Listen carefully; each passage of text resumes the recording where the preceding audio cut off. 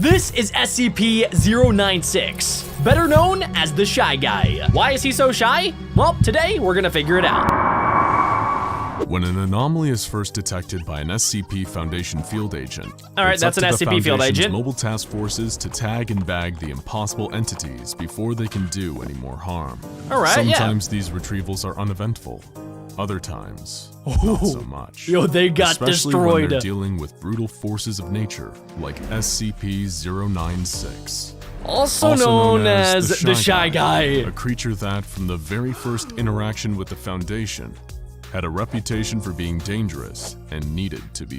Oh yeah, for those of you guys that don't know, the Shy Guy is basically this giant humanoid white creature that covers its eyes, and if you accidentally look at it, you're basically dead. I don't know exactly why Shy Guy is so shy, so maybe today we'll figure it out. This animation was made by SCP Explained. The link to their channel will be down below in the description. A series of vague sightings and mysterious disappearances up in the frosty mountains of the Yukon first sparked the Foundation's interest. That's kind of spooky. They had an anomaly on their hands. Yeah, makes sense. Teams, Zulu 9A and Zulu 9B, were dispatched to secure and contain the entity. They're Zulu gonna 9A die. took the lead in a heavy-duty chopper, equipped with 50 caliber GAU-19 heavy machine guns. They went with full-on machine guns, and 6 guys that all had guns on their bodies as well, and they have a huge helicopter. So they shouldn't lose, but SCPs are kind of a little bit dangerous. That's why SCP stands for Secure, Contain, Protect. If you find one of these creatures, you secure it, you contain it, and then you protect it from other people. And carrying an AT-4 anti-tank launcher. They have a tank? They were prepared for anything, or so they thought. How are they going to lose to Shy Guy? SCP-096 while 2 clicks away from the target. Yo. They couldn't get a clear line of sight on the creature, but it appeared to be stationary. This thing basically looks like the opposite version of Slenderman. Instead of being like all black with a white face, it's just all white, and it has like little tiny black eyes. They couldn't get a clear line of sight on the creature, but it appeared to be stationary. They're slowly docile, approaching it with a P90 and a rocket launcher. Cake, right? Little did they know that SCP-096 was just looking away from them. Don't look at it, he just looked at me! Towards them, it'd be a whole different horror story, as Zulu 9A were about to find out. As soon as you look at this thing, they're dead. Next to the They're gonna die. They were shocked to see that it was completely naked, in spite of the sub-zero temperatures all around them. The creature was unnaturally thin, as though it had been starved for weeks, with bone-white skin and unnaturally long limbs. Did you see how long its arms were? The creature's arms must have been at least 1.5 meters long, but its docile nature and insubstantial body mass gave the impression that it wouldn't prove too difficult to contain. That is, so obviously this creature looks kind of weird. It's almost like Bigfoot lost a bunch of weight and also all of its hair. So they don't really think it's a problem, but little do they know that this is an SCP. Not any SCP, this is Shy Guy. That is, until they saw its face. You guys Zulu are 9A's dead. captain was the lone survivor of the incident, as he was lucky enough to be looking away when the creature turned towards his team. Oh, they looked at The him. rest of the squad ended up staring eye to eye with SCP-096. That's not what you do with the SCP-096. From that moment on, wasn't docile anymore. Nope. The creature began to whimper, then cry, then sob uncontrollably It's so creepy. in a way that sounded eerily human. This sudden change in temperament startled the rest They started of to Zulu shoot 9A, it? and they opened Why fire would they on do the that? creature. Under the hail of gunfire, SCP-096 entered a murderous Look how big its frenzy mouth and is. began tearing into the hapless squad of soldiers. While its flesh and organs did seem to take damage That as a is result nightmare of the fuel. barrage of 50 caliber rounds from the helicopter-mounted machine guns, its skeletal structure remained. Its body just looks like a slice of white Swiss cheese. It's about to eat a grown man alive. 50 caliber rounds from the helicopter-mounted machine guns. Its skeletal structure remained intact. my and gosh. it continued its onslaught. He's tearing gonna the eat him. team limb from limb, even after they'd blown practically all the flesh from the creature. The AT-4 anti-tank launcher proved equally ineffective at stopping SCP-096. It survived a tank explosion? And it was only after slaughtering How? the entire team that it returned to its docile state. Oh my Nobody gosh. knows exactly what the creature did to Zulu 9A after the gunfire started, but no trace of the team was left behind.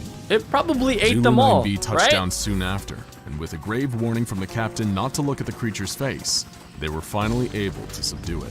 It's a really good thing that at least one of them survived so that they knew how to deal with the SCP. Most of the SCPs have like one weird trait so that you're able to use that and then capture them. So with Shy Guy, all you have to do is not make eye contact with him. He's super shy. He might have social anxiety, so you just like, you know, keep your head down, and then as long as you do that, he won't attack you. A bag was placed over SCP-096's face, which seemed to soothe it enough to Oh, they just put a bag over its head. That's so sad. Little did they know, they just obtained one of the deadliest SCPs of all time. And while it may have been under lock and key for now, it seemed inevitable that it would get out and cause more violence and chaos. How would it get Research out? and containment procedures for the SCP-096 were put under the command of Dr. Dan, Dr. a senior Dan. researcher at the site. It was his job to find out exactly what this being was capable of. The more he tested. So, for those of you guys that don't know about SCPs, the person going in the orange jumpsuit is called a D-class personnel. They're basically like prisoners in jail that like are on, I think, death row, and then they're given to the SCP Foundation to use as experiments for the SCPs. Yeah, it's bad. The more he tested. So Dr. Dan's basically sending this dude to get eaten by SCP-096. Yeah, that dude just got ripped apart to shreds. To figure out exactly what it was that caused the creature to enter its attack. Oh! Just as it had during the initial retrieval mission, SCP-096 went berserk when any of the attending personnel saw its face. Yeah, In this stage, why is he it would walking enter like a period that? of considerable and unstoppable distress for 1 to 2 minutes, covering its face and wailing loudly. I When feel the kind of period bad for distress it. ended, the creature would mercilessly slaughter every D-class that had seen its face, and just like with Zulu 9A, no trace of their bodies would be left behind. Because they get eaten Dr. alive! Dan was horrified and intrigued by this phenomenon. The creature seeing killed its face anyone that equals saw death. its face directly, but could the same be said for indirect depictions of the creature's face, such as images and videos? Wait, that's actually a good question because I've never heard about maybe taking a picture of SCP-096 and then if you do that, maybe you're good. Or what if you look at it through a mirror? Does it still count? Such as images and videos. Dr. Dan was desperate to find out. More D-class personnel were brought in to test this, to frightening results. Dr. Dan found that the creature did indeed still enter attack mode when people saw pictures and videos of SCP-096's face. The creature seemed to have an innate sense of when people were viewing these representations, even when it should have had no conceivable way of knowing. Wait, does that mean, am I gonna be okay? I am watching a video of SCP-096, right? But it's just an animation though, so I think I'm good, right? Conceivable way of knowing. It didn't matter how far away or how many barriers were in place between the viewer and the creature. The attack mode would still activate. How does it find it? It seemed as though nothing could stop the creature from hunting down the one who saw its face. With all of this new data, special containment procedures were devised to keep the creature safely under Yeah, that's a good idea. Its cell was a 5 meter by 5 meter by 5 meter airtight steel cube, fitted with advanced pressure sensors and laser detectors to ensure that so it's not gonna escape that. remained in its cell without risking anyone having visual contact with the creature's face. All cameras and video equipment were strictly forbidden, and weekly checks for any cracks or holes in the containment cell were mandatory. Of course, none of this would stop the creature if anyone somehow saw its face. In order to solve that little problem, Dr. Dan would need to continue his research. To find a method of subverting the creature's deadly glance, they needed to know exactly what they were dealing with. But how could they? Yeah, if they can't look at it, photo or video of the right? being meant So how are they going to figure out potential what solution stops was it? proposed, creating an artistic representation of the creature's face, something that hadn't yet been attempted. But how would they achieve such a feat? Simple. They'd procure a D-class prisoner with some artistic talent. And wait, it's going to look at the Shy Guy SCP? But like after it does that, it's just gonna die. They're just setting up this man to die. I guess it's the only way to actually get to the bottom of this. Before becoming a Foundation guinea pig, Dr. Dan formulated an ingenious plan for keeping this D-class alive for long enough to accurately draw an image of SCP-096's face. Maybe a bunch of bulletproof steel? Several kilometers underwater and tens of kilometers away from the containment cell where the SCP was being held. The D-class was made to look at a photograph of the creature's face and then replicate that image in a pencil sketch. Dr. Dan first confirmed that the creature's attack mode is only activated by the creature's face by having the D-class look at a series of photos of the SCP's body parts, one by one, finally finishing with its face. The D-class began drawing so it's going to be able to draw it all. How creepy the SCP's facial features were, despite not knowing the deadly context.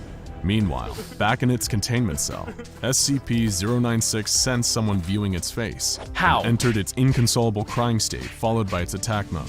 It was able to break out easily and began making a beeline for the It broke out of steel. 5 foot by 5 foot by 5 foot steel. That's crazy. This thing is basically the Incredible Hulk, except it's white and skinny and has teeth that are going to grind up anything that it touches. It broke out of containment easily and began making a beeline I don't like for the this D-class, creature. traversing the miles between it and its prey. How the D-class did it get didn't there? know it, as he locked the finished drawing into a separate, autonomous submersible, but he was already dead. Oh As my the drawing gosh. made its way up It to a went researcher deep on the underwater surface, to kill the D-class SCP-096 personnel. dived into the water and started swimming down towards the artist. Minutes later, the bathysphere was breached, and the D-class was torn to shreds. SCP-096 was recaptured without issue by Surface Recovery Team Foxtrot 303A. Okay, so And they got him testing back. on the drawing showed that artistic representations of SCP-096's face were in fact harmless. From this Okay, so that's experience, good. We now know that the creature has a gaunt face with totally white eyes, possibly indicating blindness and a grossly extended jaw.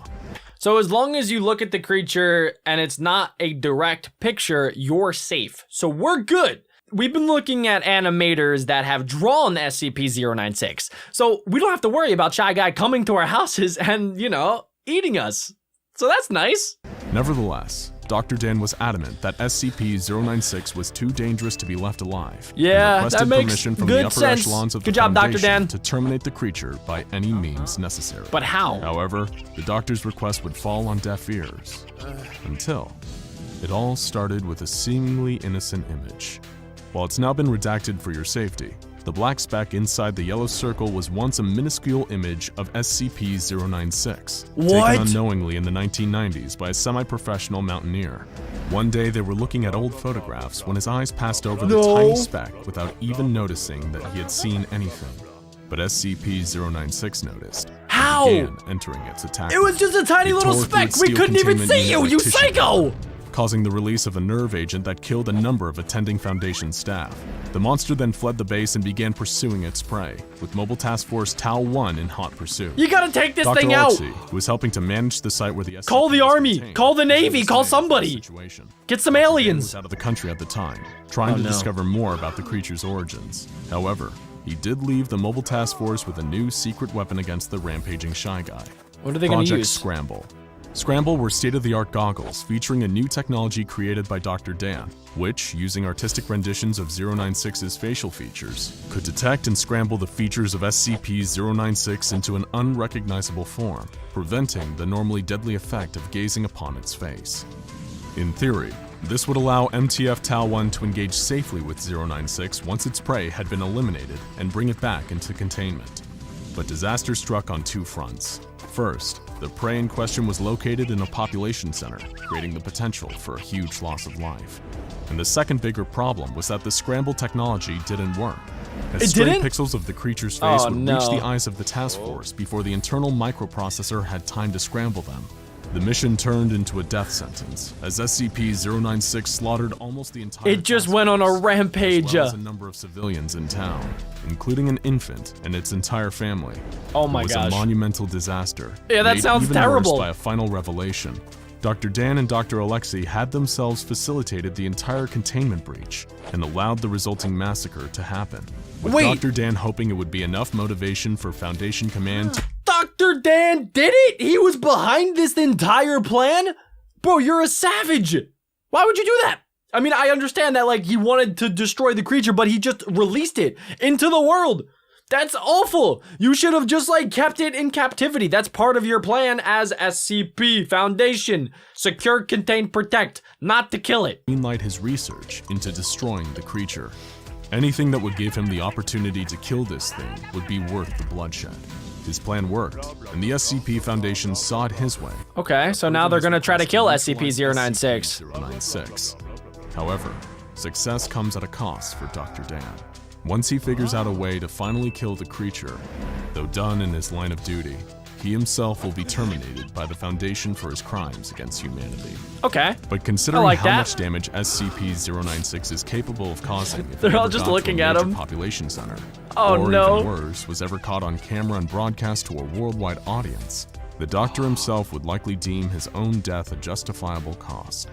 To this day, the Foundation is researching ways to kill the creature, and they're still looking for their silver bullet. Yeah, I don't know if there is going to be a way.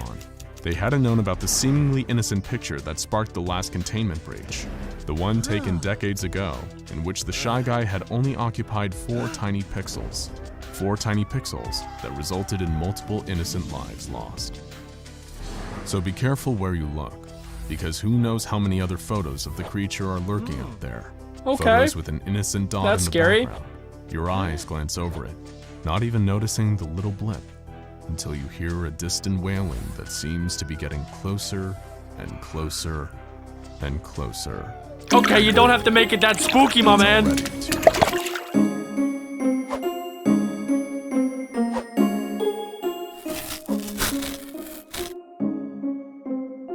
The guerrilla soldiers fire their rifles blindly into the jungle. Okay. They don't know what exactly they're shooting at, but something is out there among the trees. How do Something they know? Can't see. Oh, that's so Something weird. That's killing them.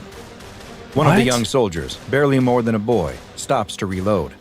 As he pulls the magazine from his rifle, a blur passes by. Okay. The soldier next to him suddenly drops to his knees, clutching his neck, What? blood pouring out between his fingers. No way! A hand grasps the boy's shoulder, and he spins around, nearly opening fire on his commander. The older man tells him they've got to go, and the boy joins a small group of soldiers who start running through the jungle, trying to get away from whatever this thing is. This is so creepy, guys. Just imagine you're in this situation. There's a creature out in the forest. That alone just sounds creepy, and you can't even see it. It's a blur that moves so fast, and it's destroying your entire unit of people. That is insane. As they run, there's another flash of movement, and one of the soldiers is pulled into the trees. Oh my You God. can hear his screams mixed with the otherworldly shrieks, but there's nothing they can do. It's already too late for him. Oh, Another soldier disappears into the trees with a blur. Okay, they're all dead. It's just him and the commander now. They emerge from the jungle into a clearing that contains a small abandoned farm. All right, why is he walking like this? Just watch this dude. He's walking like he has a stick in his butt. The commander motions for them to head towards the old farmhouse, and the two take cover around the corner of the home. They crouch with their guns ready, peeking around the corner, looking for any sign of the monster that's killed so many of their comrades. I would be pooping my The boy wants pants. to know what they should do. He opens his mouth to ask the commander, but he puts a finger to his lips and motions for the boy to keep watching. Okay, so for whatever reason, it seems like this commander knows about the SCP that we're learning about today, which is the first ever SCP nicknamed the Prototype. Now, I don't know why he knows this like weird information that like you can't talk, you gotta be quiet. Maybe he doesn't and he's just kind of guessing, but it seems like he knows more than he's letting on. The boy peeks around the corner of the house, but he doesn't see anything emerging from the tree line.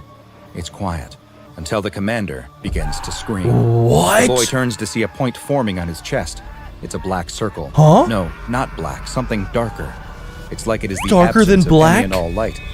That's The a black commander hole. screams louder as the point of darkness grows. The commander's screams fade out, even as it looks like he continues to yell. Huh? The boy watches as the commander seems to be What? collapsing in, sucked into the Look dark at his orb in feet! his chest. His feet are literally getting The commander's collapsed body in. folds in on itself, growing smaller and smaller until it disappears Oh completely into the black my hole, goodness. which vanishes along with him. Wow. The boy doesn't know what he just saw. I don't think I He do doesn't have either. time to think. Look behind because him. Emerging from the forest is the creature. The boy has never seen anything like Oh, it. this is and a horror runs into the story. farmhouse. Yeah, He get out locks of there. the door and pushes the old kitchen table in front of it, Oh, trying to barricade no. it as best he can. He looks around and spots a bed against the wall. It's the best hiding spot he can find. Okay. So he runs Yeah, and just hide slides under the there. bed, pulling himself as close to the wall as he can. Yeah, The boy that's what I would watches do and too. waits, unsure of what he should do. It's quiet. There's no more screaming of soldiers being killed or any more of those guttural animal-like squeals. Okay, guys, I don't know if you have any information about SCP-001, but for whatever reason, you guys seem to know a lot about SCPs. So if you have any weird facts or information about the SCP, leave some comments down below because this is the first time I am ever seeing this SCP, and it seems deadly. It seems like it might be more overpowered than Shy Guy, more overpowered than the statue, more overpowered than the red pool that like spawns in brand new SCPs. It seems like this thing is really fast. It can destroy you in one single hit, and it also can form a black hole, which is deadly. I can't believe Maybe this it thing even decided to go exists. back to wherever it came from. The boy doesn't dare come out from under the bed, though. As he watches the door, waiting for something to burst through. Yeah, I would stay there for all of eternity. Else. Another of those black points appears in the middle of the room. How? It looks like it bends the light around it, distorting the room nearby. The boy watches from under the bed as out of the point, a thin black limb emerges. First one, then another. He can see its strange pointed legs with no feet standing just in front of the bed now. With a high-pitched cry, the creature effortlessly tosses the bed aside. The boy is left exposed, cowering against the wall. Oh my god! The creature screams, opening its wide mouth that seems to split its eyeless face in two, revealing 2 rows of jagged teeth. The boy screams back, crying in fear, and sees that the creature isn't eyeless after all. What? Inside its grotesque mouth, a milky blue ball appears. Is that an There's eyeball? No iris, but the boy knows whatever this thing is, it's looking at him. The boy feels his chest grow tight. He looks down to see that one of the black points is forming on his chest. He can feel himself being squeezed and crushed, pulled down into this singular point. That is so scary. Noises, including his screams, disappear as he is pulled into this soundless void. But then he hears something again. He looks up to see that the creature is being riddled with bullets. Who? It turns Who to is that? escape and bursts through the wall of the Who farmhouse. shot him? The dark orb on the boy vanishes, and he sees, standing in the doorway, his friend and savior. What? He clutches his bleeding throat with one hand, holding his rifle in the other. The boy rushes to him as he collapses to the floor. Okay, I take it back. That SCP is garbage. It literally, so a lot of SCPs, they don't take any damage from any like bullets or nuclear missiles. Like the hard to destroy reptile is one of the most overpowered SCPs because it can't be destroyed, literally. But it seems like the prototype, it's the first ever SCP, and it can take damage from bullets, right? So, I mean, it seems powerful, but maybe not as powerful as I originally thought. Blood is pouring out of his neck, and he can no longer speak. But he dies knowing he saved his young friend. I mean, for now, now, starts to feel very tired. The SCP could still be out there. Next to his dead hero. He's all alone now. His entire group of freedom fighters now wiped out by this demon. Now would be a good time to run, man. You should run. He coughs into his hand and looks down to see that it's covered in his own blood. Because the black hole, it opened and it probably like messed up all of his internal things.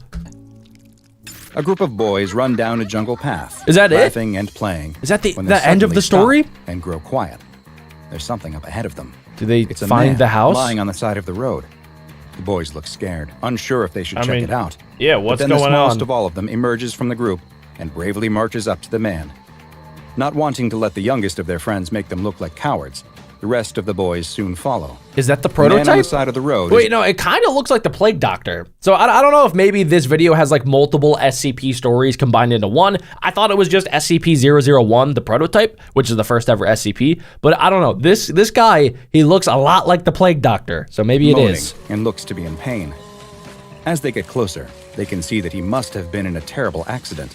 His skin is gray, and it looks like his long, thin arms only have 3 fingers. What should they do? The small boy picks up a stick and reaches out. Get out of there! Not wanting to touch him with his own hands. What are you doing, Before bro? he can, the man rolls over. No. opening Oh, his yeah. mouth with a horrible shriek. It still is the reveals a SCP. glassy blue eye inside, as the boys turn and run, hands over their ears. Several weeks later, the small Guatemalan town holds a meeting. A crowd of people in the room are angrily yelling at the mayor, who stands at a podium, demanding answers from him about what happened to their dead or missing loved ones. It's so weird because they didn't say like what time period this is taking place in. So I mean, it looks like it's like modern day time because obviously like they have AK-47s and stuff. Maybe it's like the 50s or the 60s because I feel like kind of like in Stranger Things, that's kind of just like when a lot of this like experimental stuff happened in like the 50s, the 60s, the 70s, and the 80s, where people just like didn't care. They were just willing to test different things. And that's probably why they created SCP-001. They were probably trying to create like some superhuman, and then they accidentally created this creature that can open black holes and destroy everything. So it's people's fault. Photos are hung on the wall behind the mayor in remembrance of those who have disappeared into the forest or mysteriously died from a rapid illness, including the brave young boy. Yeah, there he is. One man shouts at the mayor, wanting to know where his daughter was. Another asks how her healthy husband could drop dead from an illness after being perfectly healthy only days before. The mayor tries to calm the frustrated townspeople, telling them that he knows there have been rumors of a demon out in the forest, but that's all they are. Rumors. Nope. The mayor warns them, though, Not that something rumors. is out there, though he doesn't know what. There is an animal or man that is making people sick, It may also be hunting people. Neither he nor the police know exactly what is going on. But there is good news. A group of men have come to help them. Yes, finally, we got the mayor points military. towards a stern-looking Boom, man baby. in a military uniform who is standing with a small group of other soldiers. That's and what a we need, scientist off to the side of firepower. the stage. The mayor explains that this man, General Machoy, is from America, and that he's going to help them. The crowd doesn't cheer in the way that the mayor seems to have expected. Okay, I am also kind of curious about the scientist that the commander came with, because if this is the first ever SCP, then does the SCP Foundation even exist yet? Like, is it just forming? Did the SCP Foundation make this SCP, or were they created after the fact to study the SCPs that, like, maybe the military made, maybe they made them in Area 51? Like, I don't really know where the SCP started or originated. So if you guys know anything, leave some comments down below. But I have a feeling that the SCP Foundation maybe started after to study the SCPs that, like, the military created. But they at least stop their yelling as the general steps to the podium and thanks the mayor for the introduction. The general looks over the crowd who are waiting and hungry for answers about the monster that's suddenly begun plaguing their town. He tells them that it is true that he's been sent here by the US government in order to investigate what's been happening and stop whatever threat is out there in the jungle by any means necessary. That is gruesome. He can't promise that he'll be able to bring back any of their missing loved ones, but he can at least prevent whatever this is from taking any more. Okay. He then gestures to the rest of his group and tells the crowd that the men he has brought with him have been specially trained to deal with this exact type of situation. So maybe they are in the SCP Foundation. That is weird, because, like, why would they be specially trained for SCPs, right? It doesn't make sense unless the SCP Foundation has already been created. And that they don't need to worry any longer. The only thing everyone needs to do is stay out of their way, and all will be taken care of. With that, he walks off the stage as the crowd erupts into more shouting. General Machoy stops at the scientists waiting next to the stage. Well, Dr. Ketter, what do you think? The scientist adjusts his glasses and answers, "This is what we've been preparing for. The overseers kept telling us this day would come. The overseers? Looks like it finally has." The group of soldiers led Okay, by that's General really Machoy sus. make their way through the dense forest. Dr. Ketter is just ahead of them, using a Geiger counter to follow the creature, the audible clicks of the radioactive entity telling him which way it came. They track the source of the radiation to a clearing in the jungle where a small village once stood. Most of the buildings are overgrown with plants and thick vines, but with it growing dark, this seems as safe a place as they will find to make their camp for the night. Why did they go there at night, dude? They should have went there during the day. Nothing good happens at night. The soldiers fan out to search what's left of the town, as Dr. Ketter continues looking around for where the radioactive trail might lead them next. As General Machoy is checking out one of the many dark old buildings, one of the older soldiers cries out, "Hey General, it looks like this generator still works." Huh? With the sound of an old diesel motor coming to life. Okay. Lights in the village suddenly flicker on. They now have fortifications and light. That's crazy Though he'd that never still admit it, works. General Machoy was feeling nervous about spending the night in the jungle. But now at least some of those nerves were being washed away by the old flickering yellow lights. Okay. Later that night, the general is questioning Dr. Ketter on where the creature went. Dr. Ketter is confused, though. His readings showed high traces. Oh, no, it's gonna be right in the village. Of course it is, bro. Of course he's confused. He's like, the radioactive levels, they're really high right here. I wonder where he could be. And then boom, they're all gonna die. Of radiation leading into this village. The creature came here, he was sure of it, but now he can't figure out where it went. It's in the It's village. as if it came into the village and then simply vanished. Or maybe it's still in the Outside, one of the village. soldiers on watch tells the rest of the group who are sitting around a fire to shut up, that he thinks he saw something in the woods.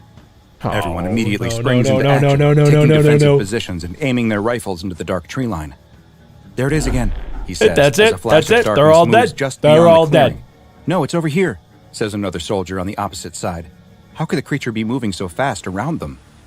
Are there multiple of whatever this is out there? Nope, he's The just soldiers really form a fast. circle to make sure that the thing can't get behind them. What they can't see is the point of darkness forming behind all of their backs and the thin pointed legs stepping onto it. The general's radio comes to life. I think we've got something out here, but his message is cut off by screams and the sound of gunfire. General Machoy tells Dr. Wait, that was but his such a message funny is cut face. off by screams and the The sound scientist is like, oh, we're all dead. of gunfire.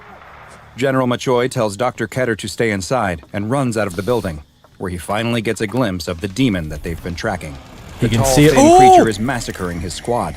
It dashes between them at an inhuman speed, using its three-fingered hands to rip the limbs off of some soldiers and slash at others with its razor-sharp claws, opening up their necks or disemboweling them before moving on to the next.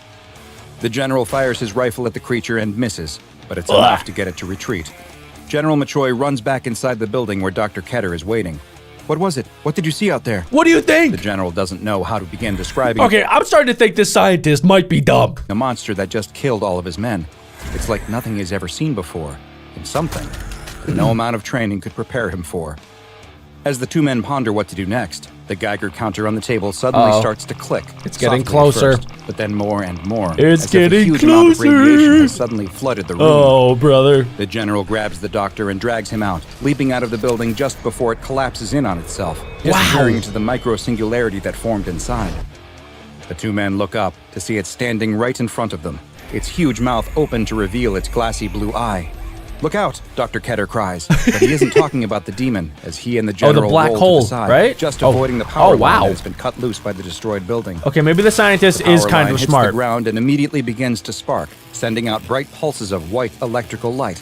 The creature cries out with a gut-wrenching scream and collapses to the ground, huddling up into a ball as it tries to cover up its mouth with its thin Oh, arms. that's so weird. Is it the electricity? The general asks, confused about what suddenly stopped the killer's rampage. Huh. But Dr. Keter realizes I don't know what it is about Dr. Keter, but he makes some really crazy faces. Why does it look like he's trying to poop? it isn't the sparking power line that the creature has been immobilized by. It's the light. It's the flashing lights. Oh. The general doesn't wait for his answer, though. Pulled a rocket launcher out of his flippin' butt. Where did that come from? And fires the weighted net from his gun, trapping the howling creature. maybe not a rocket launcher, but they Dr. captured Keter it. examines the Wow. creature at the field research center that has been set up several miles from the village.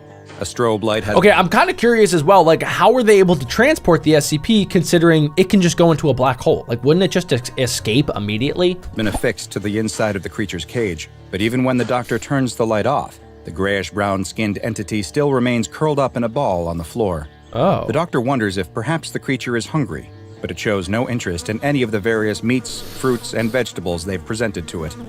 The doctor stands in the doorway of the tent that has been set up to house the creature's cage and gives an update to General Machoy, who is anxious to get the creature moved to the United States and a more secure containment environment. Dr. Keter stresses that he fears the journey might kill this creature, though, and put an end to the incredible research and testing they can perform on this amazing living specimen.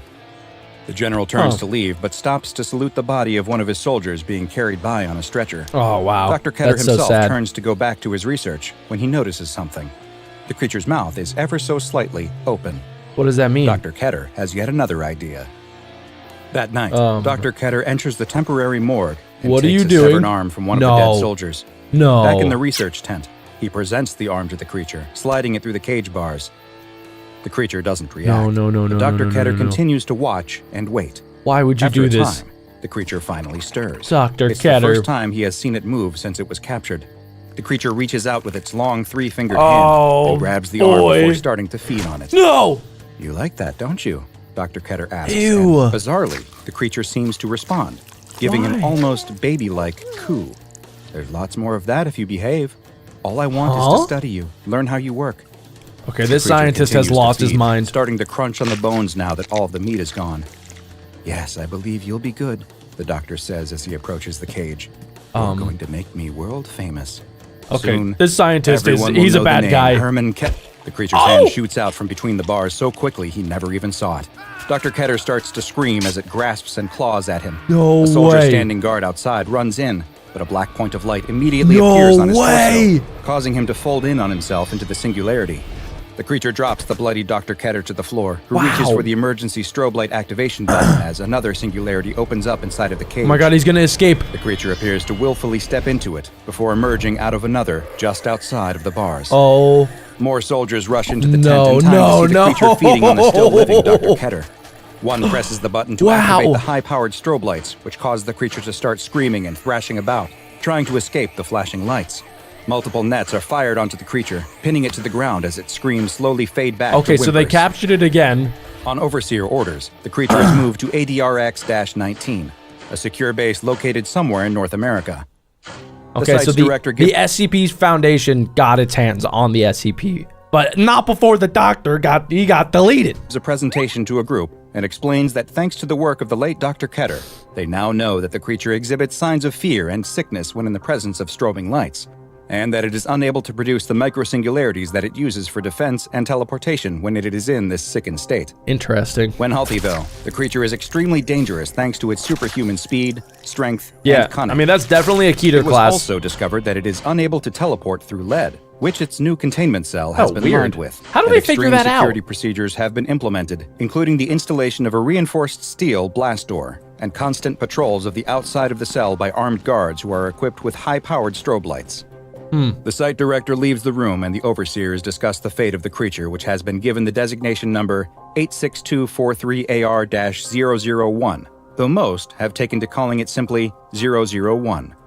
One of the overseers argues that the creature must be secured and contained in order to protect humanity. So I'm really curious as well, because it seems like this is the first ever SCP that they're documenting. However, like, they have some sort of foundation. They have a group of like people that know about the SCPs. So it seems like they have seen other SCPs, but it's weird because they named this one 001. So it's the first ever SCP, but I don't know. It seems like they know a lot more than we know, which is weird. Who knows how many more of these might be out there? They now know that the rumors of these types of entities aren't merely isolated events, and that there could be countless more of these anomalies. Hundreds, maybe even thousands. There are thousands. The rest of the overseers unanimously agree. One of them picks up the report that was left behind by the site director. Redact this report immediately and start a new document archive. This is only the prototype. I have the feeling there will be many more of these.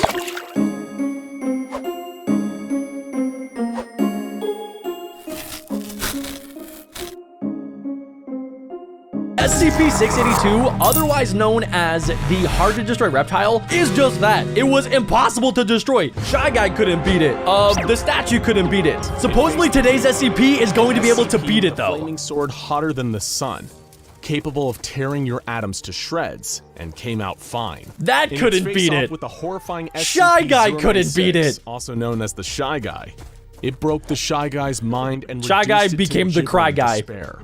Even SCPs with supposedly unlimited powers simply refuse to engage Look the at that. beast in combat. They don't even want anything to do with this When it was SCP. proposed that they test 682 with SCP-999, It's adorable. Check out its face. How is that SCP one of the most powerful SCPs in all of SCP history? I don't understand.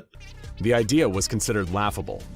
That's a good 682 one. had been Good burned, joke. Suffocated, cut up, incinerated, and growled in the faces of the gods. How could this so-called tickle monster ever hope to survive an There's encounter, no way. let alone win a fight? It's not Some going to be even able to believe do that this was anything. the last we'd see of SCP-999. But what makes Don't this cry, story lady. truly remarkable is that isn't how this played out. So it actually worked. Somehow the tickle monster was able to tickle the hard-to-destroy reptile, and I don't know if it beats it, I don't know if it just makes it laugh, I don't know if it like becomes friends with it, but somehow this SCP beat the strongest SCP that I've heard of in all of history. As you'll soon discover, SCP-999 is an amazing and unique SCP in and of itself.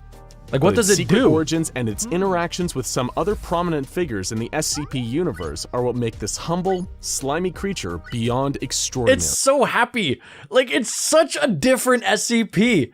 Every other SCP that I've watched videos on is like deadly, it'll kill you, it'll haunt you, or it's just like the worst possible things that you could imagine. And then somebody made SCP-999, which is like just the cutest little orange blob you've ever seen. It looks like literally like a ball of jelly with a happy face on it. slimy creature beyond extraordinary. And better yet, they Prepare called yourself it the for tickle heartwarming- monster. Yes, you heard that right. The heartwarming story of SCP-999. I'm excited for this. Several I need to highly figure out trained how this agents thing on was made. 682 detail placed 999 into the immortal lizard cell. Compared to the giant reptilian sitting across from it, 999 wasn't much to look at. It's Don't a worry, large pal. orange amorphous blob of anomalous slime. A what? Say that one more time.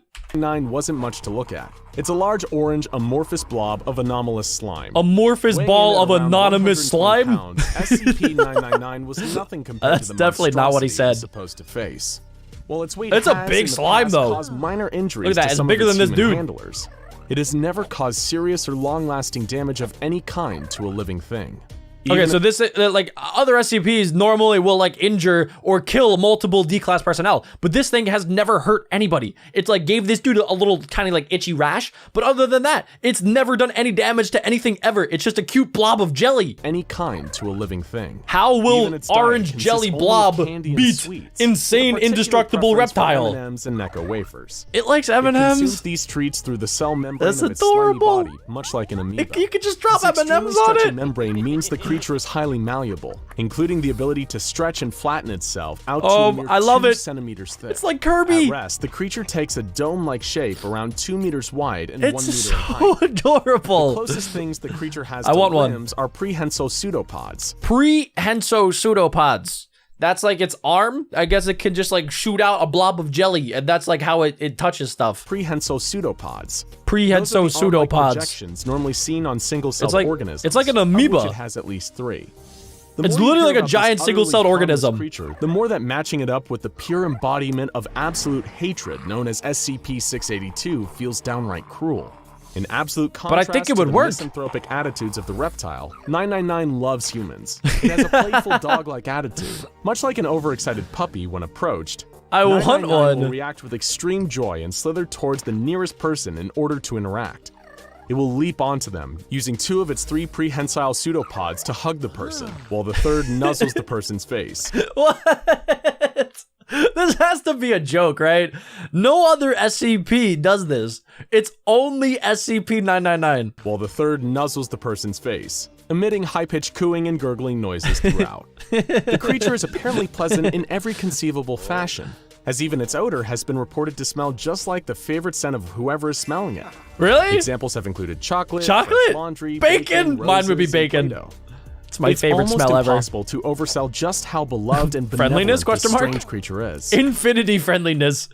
He maxed out that stat. And benevolent this strange creature is. It's one of the rare sapient SCPs to earn the safe class, and it's allowed to roam freely around its facility at all times, apart from a 1-hour bedtime period between 8 and 9 p.m. They make it go In the to rare bed. instances that 999 That's has so caused harm funny. to a worker at the facility, it immediately began to back away and contract its body while whimpering in a kind of dog. Oh no. So it's just like a blob dog. Dog blob. Having a real incident with the creature was the time someone accidentally fed it a can of caffeinated cola, causing it to become hyper for an hour before becoming visibly queasy. That's You'll awesome. be relieved to know that it's since made a full recovery. But what would happen when this whimsical creature is forced to go toe-to-toe with the Foundation's most Tell me. ill-tempered monster? Tell me what The happens. employees observing the test watched in suspense as 999 began to enthusiastically slither towards 682. Oh, It's no gosh. surprise that after being tortured and almost killed hundreds of times during testing, 682 had grown jaded to the cross tests it was regularly subjected to. Don't attack When it. it saw this strange orange blob squelching across the ground towards it, it sighed and groaned, expecting try to the eat worst. it? What is that? Oh my god, wait, Creature I asked forgot. of its I forgot that it could speak. SCP-999 began jumping up and down in front of 682 like an excited puppy, Don't creating kill a it. high-pitched squealing noise. Just as it regarded all living things, 682 thought the creature bouncing around before it was disgusting and hardly worth the effort to destroy. So did it just leave it Foundation alone? Even trying anymore? With a single vicious stomp, 682 flattened the friendly creature beneath one of its feet. But it's not dead, Observers right? were It can prepared do to it could charge in and shrink liberate itself. 999 from under 682's claws. But then something truly unexpected happened. Tell The me. expression on 682's acid-eaten face began to slowly change. It was beginning to smile. Observers Yes. recorded a noise what they thought could have been a chuckle as the creature growled and said, Wait, it's is tickling this? it. It's tickling the reptile. "Good." Yeah. The observers That's looked on, amazing. stunned at what was happening. 999 began to slither and crawl up from between 682's toes. Oh my gosh. Reformed on its scaly leg and slithered up along its side until it reached the neck. This can't be There it real. began to I can't nuzzle believe like that it this had is never real. Nuzzled before. The results spoke for themselves. 682 was grinning and chuckling, repeating a phrase that the Foundation never would have imagined coming from 682. What did he say? Feel so happy. He feels happy? Happy. Happy? This is an SCP that has literally been tortured for years and years and years, and the tickle monster was the only SCP to make it feel happy. Happy. Happy. This is literally Happy. like a Pixar Just when you storybook thought ending. SCP-999 couldn't possibly be more adorable, you learn about its greatest power. bringing it has joy. more Anyone power? and anything that comes into contact with the creature, even in passing, will experience a kind of mild euphoria. My As dude one's was contact mad. with the creature is prolonged, this overwhelming sense of joy increases. And I need continues this. Whenever long I stub after my you've toe or separated. bite my lip, I need Prolonged this in my contact has life. completely cured depression, anxiety, and PTSD. That's Along with insane. a number of other conditions, including rage and antisocial personality disorders. So it's just like Serial killers it could cure practically become anything. Saints after coming into prolonged contact with 999. And in that moment, 682 was no exception. And there truly does not appear to be no exceptions. While causing happiness and joy It isn't works a for dangerous everything? weapon, when it comes to SCP-999, it is an extremely powerful one. And what's more, SCP-999 also appears to have an innate sense for those who need its help most. Oh my With a particular gosh. affection for the hurt and the It's adorable. I want it. I want this in my life. I need it. Everybody needs a tickle monster. Everybody should get 5 minutes a day with the tickle monster. I'm going to start a petition, even though I know this thing isn't real. With a particular affection for the hurt and the unhappy. The creature appears to be a true altruist on a fundamental level, even risking its own safety to help humans during dangerous It just containment crawled breaches. up its In one body. dramatic instance, 999 just leaped saved into it. the air to block a bullet from making contact with a member of staff. No way. As a result, the creature is pretty much universally loved by all members of Foundation staff. It's the one SCP who has never made trouble for anyone. Back in SCP-682's containment cell, the beast was still smiling and laughing as 999 rubbed against its neck. So, like, they should just leave SCP-999 with the hard-to-destroy reptile, because then they could both just be together forever, and then you could use the tickle monster if you have to. You could take it away. Actually, I am kind of curious what's gonna happen when they try to take it away from the hard-to-destroy reptile. Is he just gonna get so angry that he's just gonna kill everybody? It was an event so strange, so unprecedented, that the observers in attendance felt like they were hallucinating. For a few minutes, the monster kept dreamily repeating the word happy. But then, suddenly, the creature began to enter a fit of uncontrollable, booming laughter. Really? It rolled onto its back, slamming its huge tail against the door. It had just fallen victim to one of 999's favorite pastimes, tickle fights. Oh Hence my- how it no earned its way. Tickle monster nickname among I was staff. waiting for them to explain this The tickle part. fight continued until 682 appeared to tire and fall asleep. With It a actually smile- put it to sleep. The tickle monster tickled the hard-to-destroy reptile and literally put it to sleep. appeared to tire That and is fall so asleep, wholesome. with a smile still on its face. After 15 minutes of inactivity, 2 D-Class personnel were commanded to enter and retrieve SCP-999 from the containment cell. They did so I'm scared. successfully, but as Wait, it soon as worked? 999 was removed, 682 roused from its slumber Yeah, and that's what released I a was worried powerful about. psychic attack from its entire body while laughing maniacally. It rendered And- all personnel within a certain distance incapacitated. Okay, they didn't as they die though. collapsed in fits of laughter, He allowing needs it. 682 to escape and go on a violent rampage. However, in Alright. spite of this, 999 showed no fear.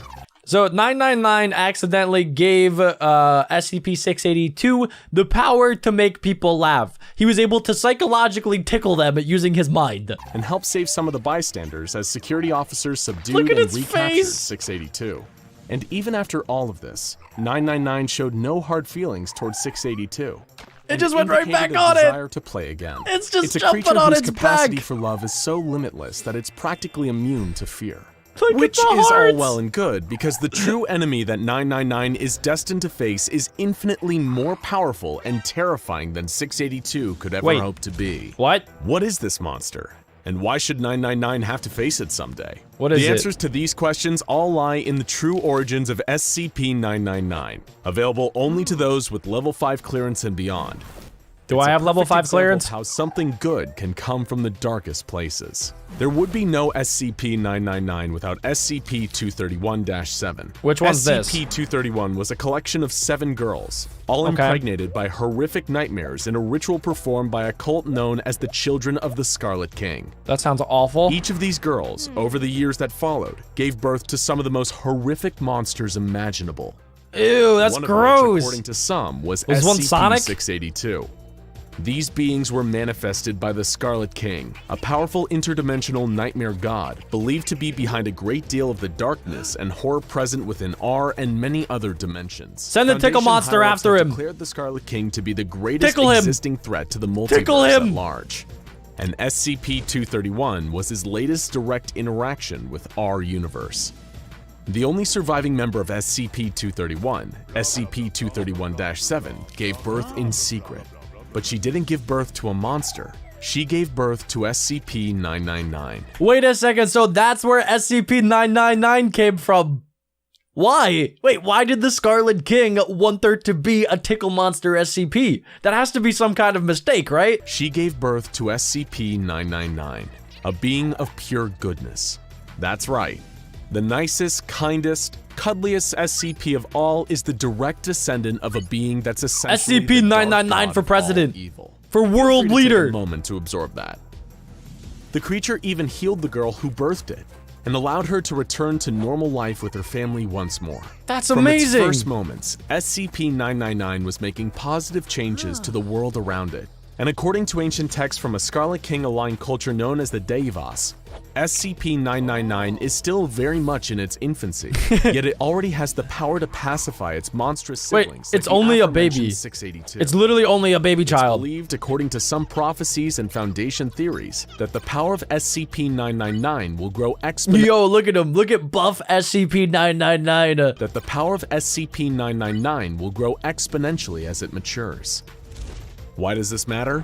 Well, it's believed by some that one day, 999 will grow powerful enough to overthrow not only its own monstrous siblings, but the thought to be unstoppable Scarlet King himself. Yes. Not through violence or hate, but through the pure force of happiness and love burning out the darkness and purifying the corrupted. That is a storybook ending. The humble SCP-999 rarely outshines its frightening competitors. To those truly in the know, 999 is one of the most powerful and valuable SCPs in existence, and may be the greatest asset in the Foundation's arsenal for the war against dangerous anomalous activity.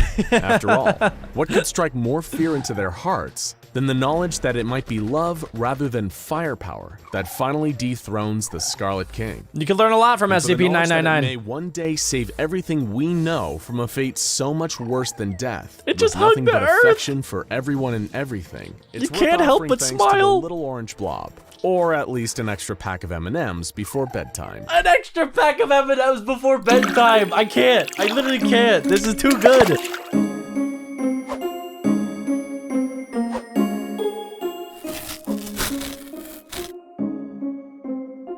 SCP-682 must be destroyed as soon as possible. Okay, so they already want to get rid of it. the SCP Foundation file on the dreaded SCP-682. It looks terrifying. Look at that. It looks like a giant crocodile, but it's like it's like furry. It actually has like a spine bone sticking out of it. Its ribs are exposed.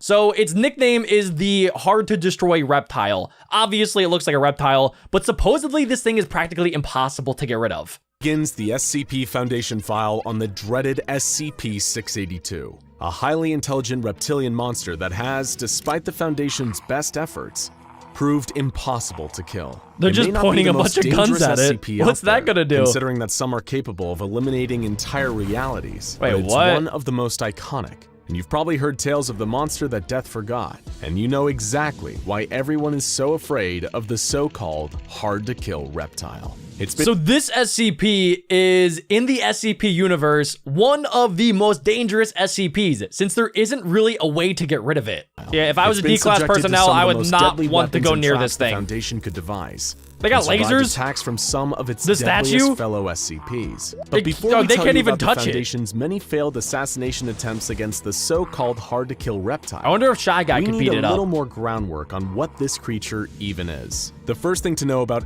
SCP-682 is that this thing wants you and everything you know dead. All right, well, that's enough for today. I don't want to learn about this thing anymore. It wants me dead. And you can't even destroy the thing, so how am I supposed to fight back if I ever encounter it? I know it's not real, Unlike but in some my other nitmares, creatures like I don't know that it's not real. SCP-096 and It's gonna pop up there, I know for sure. SCP-173, which are murderous but Murderous. exhibit no real higher processing skills. All right, so they're just murdering monsters. SCP-682 possesses cunning, Awesome. advanced reasoning, and even human-level logical intelligence. That's creepy. SCP-682 can engage you in conversation, but just talking to the What? creature calmly and cordially will sometimes cause it to enter its rage state. What? Where it becomes even more dangerous and So you're saying I could be sipping a coffee, having a casual conversation with the SCP-682, and that would cause it to get angry, even though it's talking back to me. We could be talking about the weather. I'm like, hey, you know, what a great, fantastic day we're having today. And it gets so mad that it just kills me. I don't like this thing. The beast is perpetually kept in a tank of powerful hydrochloric acid, melting its tissue to prevent it from reaching its full potential and wait a going second, on a rampage. How do you kill this thing? The creature's most terrifying asset, and the reason it's proven impossible to terminate thus far, is its incredible adaptability to any and all external It just gained stimuli. armor. It just turned into steel. 682 is a reactive it's like Wolverine. being, capable of not only surviving and regenerating from all attacks, but often incorporating those attacks into its own Yo, wide this arsenal. thing should be In in other words, X-Men if Academy. you're hoping to kill this thing, you better kill it on the first hit. Because if How are you don't, gonna kill it though? You better believe it's gonna By hit the you end of the back day, I hope we 100 learn how we times kill this harder. thing, so I know how to get rid This of it. brings us to the main event. Some of the SCP Foundation's most ambitious and frightening attempts to terminate SCP-682, or even understand how it could theoretically be terminated. There are quite literally too many unsuccessful attempts for us to list them all here, so think Okay. of this as a highlight reel of the Foundation's most prominent failures. So they don't even know of a way to kill this thing, or at least that's what they're saying, is like they have a ton of epic fails of different ways that they've tried to kill this thing. They've probably tried lasers, they've tried guns, they've tried bombs. Have they tried a nuclear bomb? Because that could be pretty effective. 682 was first cross-tested with SCP-017, a humanoid shadow entity shown to be able to consume matter with its shadows and leave no traces behind. All right, so it's like a black Tests hole on shadow. Tissue samples from 682 showed that SCP-017 was able to consume said tissues with no adverse effects. Okay, so can it However, just eat? when the SCP-017 reptile? was placed into the containment chamber with the actual creature, Okay. 682 let out a horrific roar that was so loud it damaged nearby audio equipment. SCP-017 fled to the corner of the room, and 682, in its rage state, attempted to breach containment. Oh my gosh, Agents it got managed so to mad suppress that and it remove the almost creature, killed a but shadow. No meaningful damage was logged. Attempt failed. Yeah, attempt failed horribly. The killer statue was later brought in, hoping that its thus far impeccable track record for killing would hold strong. The second that 173 was introduced into the testing area, What 682 retreated to the far wall and began screeching intensely. It was Okay. intelligent enough to know what it was dealing with here. While the researchers It and did? guards expected an instantaneous reaction, there was actually a stalemate for over 6 hours. 6 hours. So for those of you guys that don't know about the statue SCP, as long as you look at it, then it won't attack. It's kind of like a weeping angel in that way. So I guess the SCP, the hard to destroy reptile, just stared at the statue and nothing happened. He has 999 stared at IQ. 173 continuously. Eventually, the tie was broken when agents shot out 682's eyes with high-caliber sniper Oh, rifles, snap. breaking the line of sight and causing 173 to attack. Holy Though smokes! 682 sustained damage to several parts of its body. While its eyes regenerated, the creature was not killed. It then regenerated a number of eyes all over its body, covered in a What? clear armored carapace that made them resistant to bullets. Oh my god. Okay, so this thing is highly adaptable. They said that earlier, but this just takes it to the next level. It just has eyeballs all over its body now so that it can stare at the statue SCP and then it can no longer be attacked by it. The stalemate continued for an additional 12 hours as 682 maintained perpetual eye contact. 173 was eventually removed from the containment unit, and the mission was aborted. Attempt failed. In their Attempt failed, for desperation, sure. The SCP Foundation restored to bringing in another dangerous and seemingly unkillable monster to take on 682. SCP-096. Yes, also my known boy! as the Shy Guy. Shy As Guy, he's astute dangerous. SCP fans will already know, this being kills anything that sees its face. Yeah. With no known exceptions. And when it enters its attack mode, it's thought to be quite literally unstoppable. This thing, one time, somebody looked at it, went deep into a submarine in the ocean, and somehow Shy Guy SCP broke out of its containment zone and traveled all the way into the ocean just to kill the person that looked at it. That is the ultimate level of shyness. And when it enters its attack mode, it's thought to be quite literally unstoppable.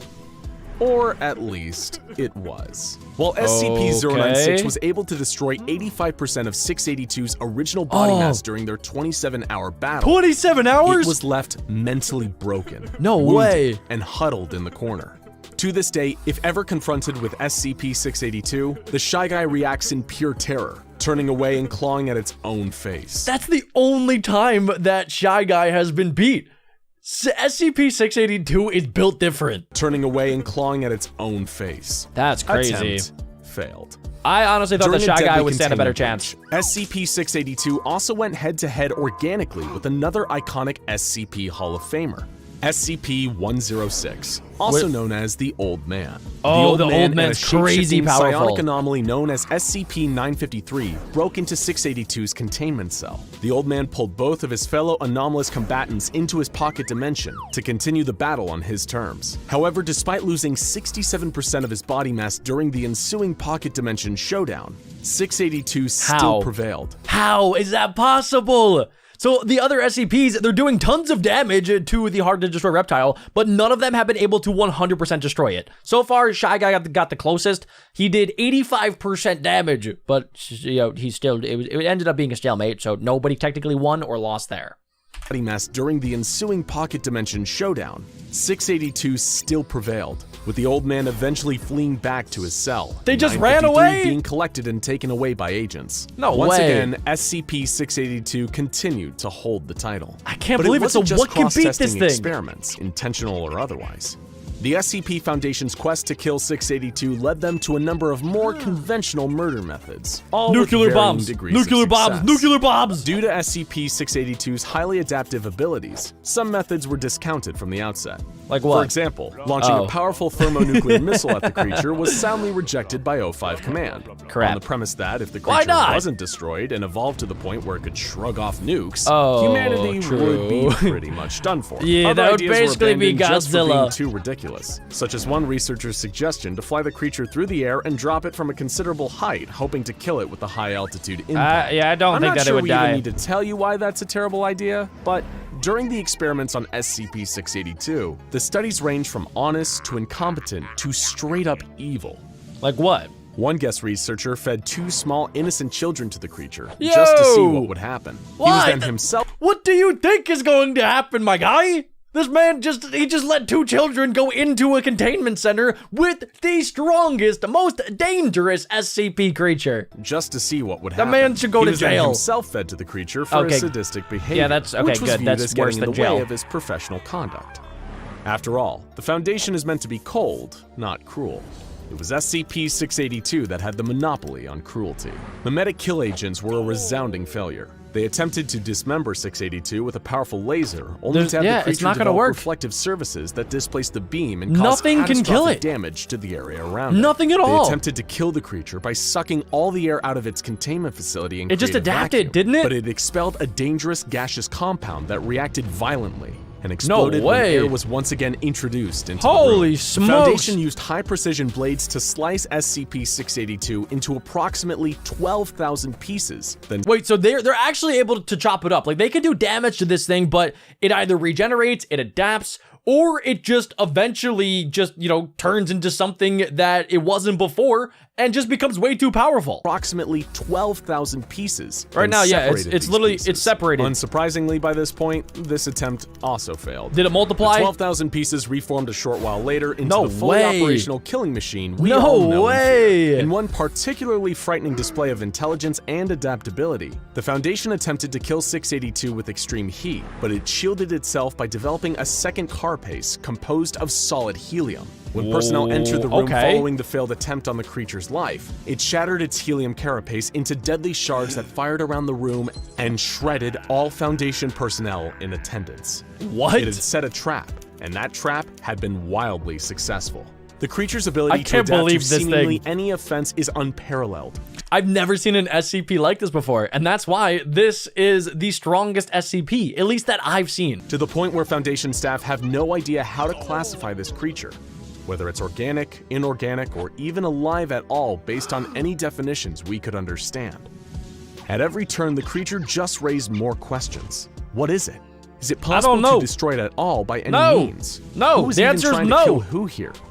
Because I it think they're certainly trying to seemed kill like it. SCP-682 had a masterful KD ratio by now. Yeah, More he's got extreme a feats of nuke cross-testing at this continued point. in the Foundation's growing desperation to He's eliminate got kill this streaks on top monster. of kill streaks. SCP-162, which is a hypnotic ball of sharp objects, hooks, and high-tension fishing line, was introduced to 682's containment cell. The hooks latched onto the creature and Ew. tore huge Oh, that's- portions off, that looks including horrible. its entire lower jaw and one of its limbs. However, 682 was still able to breach containment, kill 11 people, and badly wound 86 others. They should stop messing with this thing. Every time they try to do an experiment on it, somebody ends up dead. So like they should just leave it in its pool of acid that they normally put it in just to keep it at bay, and then just leave it. Just like stop messing with it. Just secure, contain, and protect it. Do not do any more tests on this thing. And badly wound 86 others. It regenerated its severe injuries in no time. The beast was even taken to the domain of the Gate Guardian, one of the proposals for SCP-001. The Guardian had a flaming sword hotter than the sun, capable of destroying its targets on an atomic level. Okay, kill it! Naturally, SCP-682 survived and regenerated. Bro, how does it keep living? The boss test of all was between 682 and SCP-053, who manifests as a kind, innocent little girl with the unfortunate condition of causing homicidal tendencies in all who come into contact with her for more than 10 minutes. Yo, she's crazy. She causes people to literally go crazily insane to the point where they just want to kill people. All who come into contact with her but for I know more that than 10 minutes. This SCP is also practically invincible with too. These tendencies would then attempt to harm the girl, but would immediately drop dead shortly after, leaving the girl intact. Okay, so let's see what happens here. Anticipated two possible outcomes here. The optimistic outcome, in which 682 enters a rage state, attacks 053, and died for good. And the I don't think that's going to happen. In which 682 attacks 053, possibly experiencing some minor injury or nothing at all, and 053 had to be removed from the containment cell. Or they probably just don't even attack it. What did occur was considerably more shocking than any kind of violence. Did they team up together? Entered 682's containment. Did she like ride on its back like a horse? Uncharacteristically docile. Oh, Researchers and staff were baffled and watched with amazement as 053 approached the terrifying, immortal, mass-murdering monster and began to play with it. 682 even allowed 053 to draw on its face with crayons. Yo, they teamed up together to create the SCP Wombo combo. To play with it. 682 even allowed 053 to draw on its face with crayons. Researchers thought they must have been dreaming, seeing this surreal display play out. 053 even appeared to have affection for this unkillable misanthrope. It was a single act in defiance of everything they thought they knew. When Foundation personnel entered the containment cell to separate the two, 682 went ballistic and killed multiple guards. Why did they should have just left them alone. They should trap them together. They can both play with each other. You know, the little girl can draw on the hard to destroy reptile, and they could just be left alone for all of eternity. Why would you try to break them up when it looked like they were having fun together? 682 went ballistic. That's like taking an iPad guards. away from a 6-year-old child. 053 also wept. They go ballistic. Sad at being separated from her new friend. To this day, despite further testing, the Foundation has no idea how or why this happened. Like many details surrounding SCP-682, it's shrouded in deeply frustrating mystery. And so the tale of SCP-682 continues, in spite of the Foundation's best efforts. The monster continues to breach containment and slaughter with some regularity, taking out its seemingly limitless hatred for not only human beings, but anything that dares draw breath. Not the dog! Nobody knows where exactly the creature is from. Good. It's a good thing they cut away because that dog looked like it was in danger. What its true nature is, or why its ability to adapt and regenerate far exceeds any known organism on this planet. Perhaps one day, through enough research and cross-testing, we can someday answer these questions with scientific precision. But until then, we only have one answer. Hatred never dies.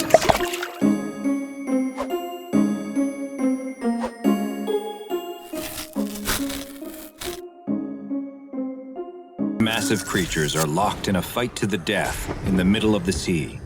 Destroyers, cruisers, and battleships fire special weapons and harpoons at one of the creatures, attempting to help turn the tide in favor of one. But they appear to have almost no effect on the gigantic monster.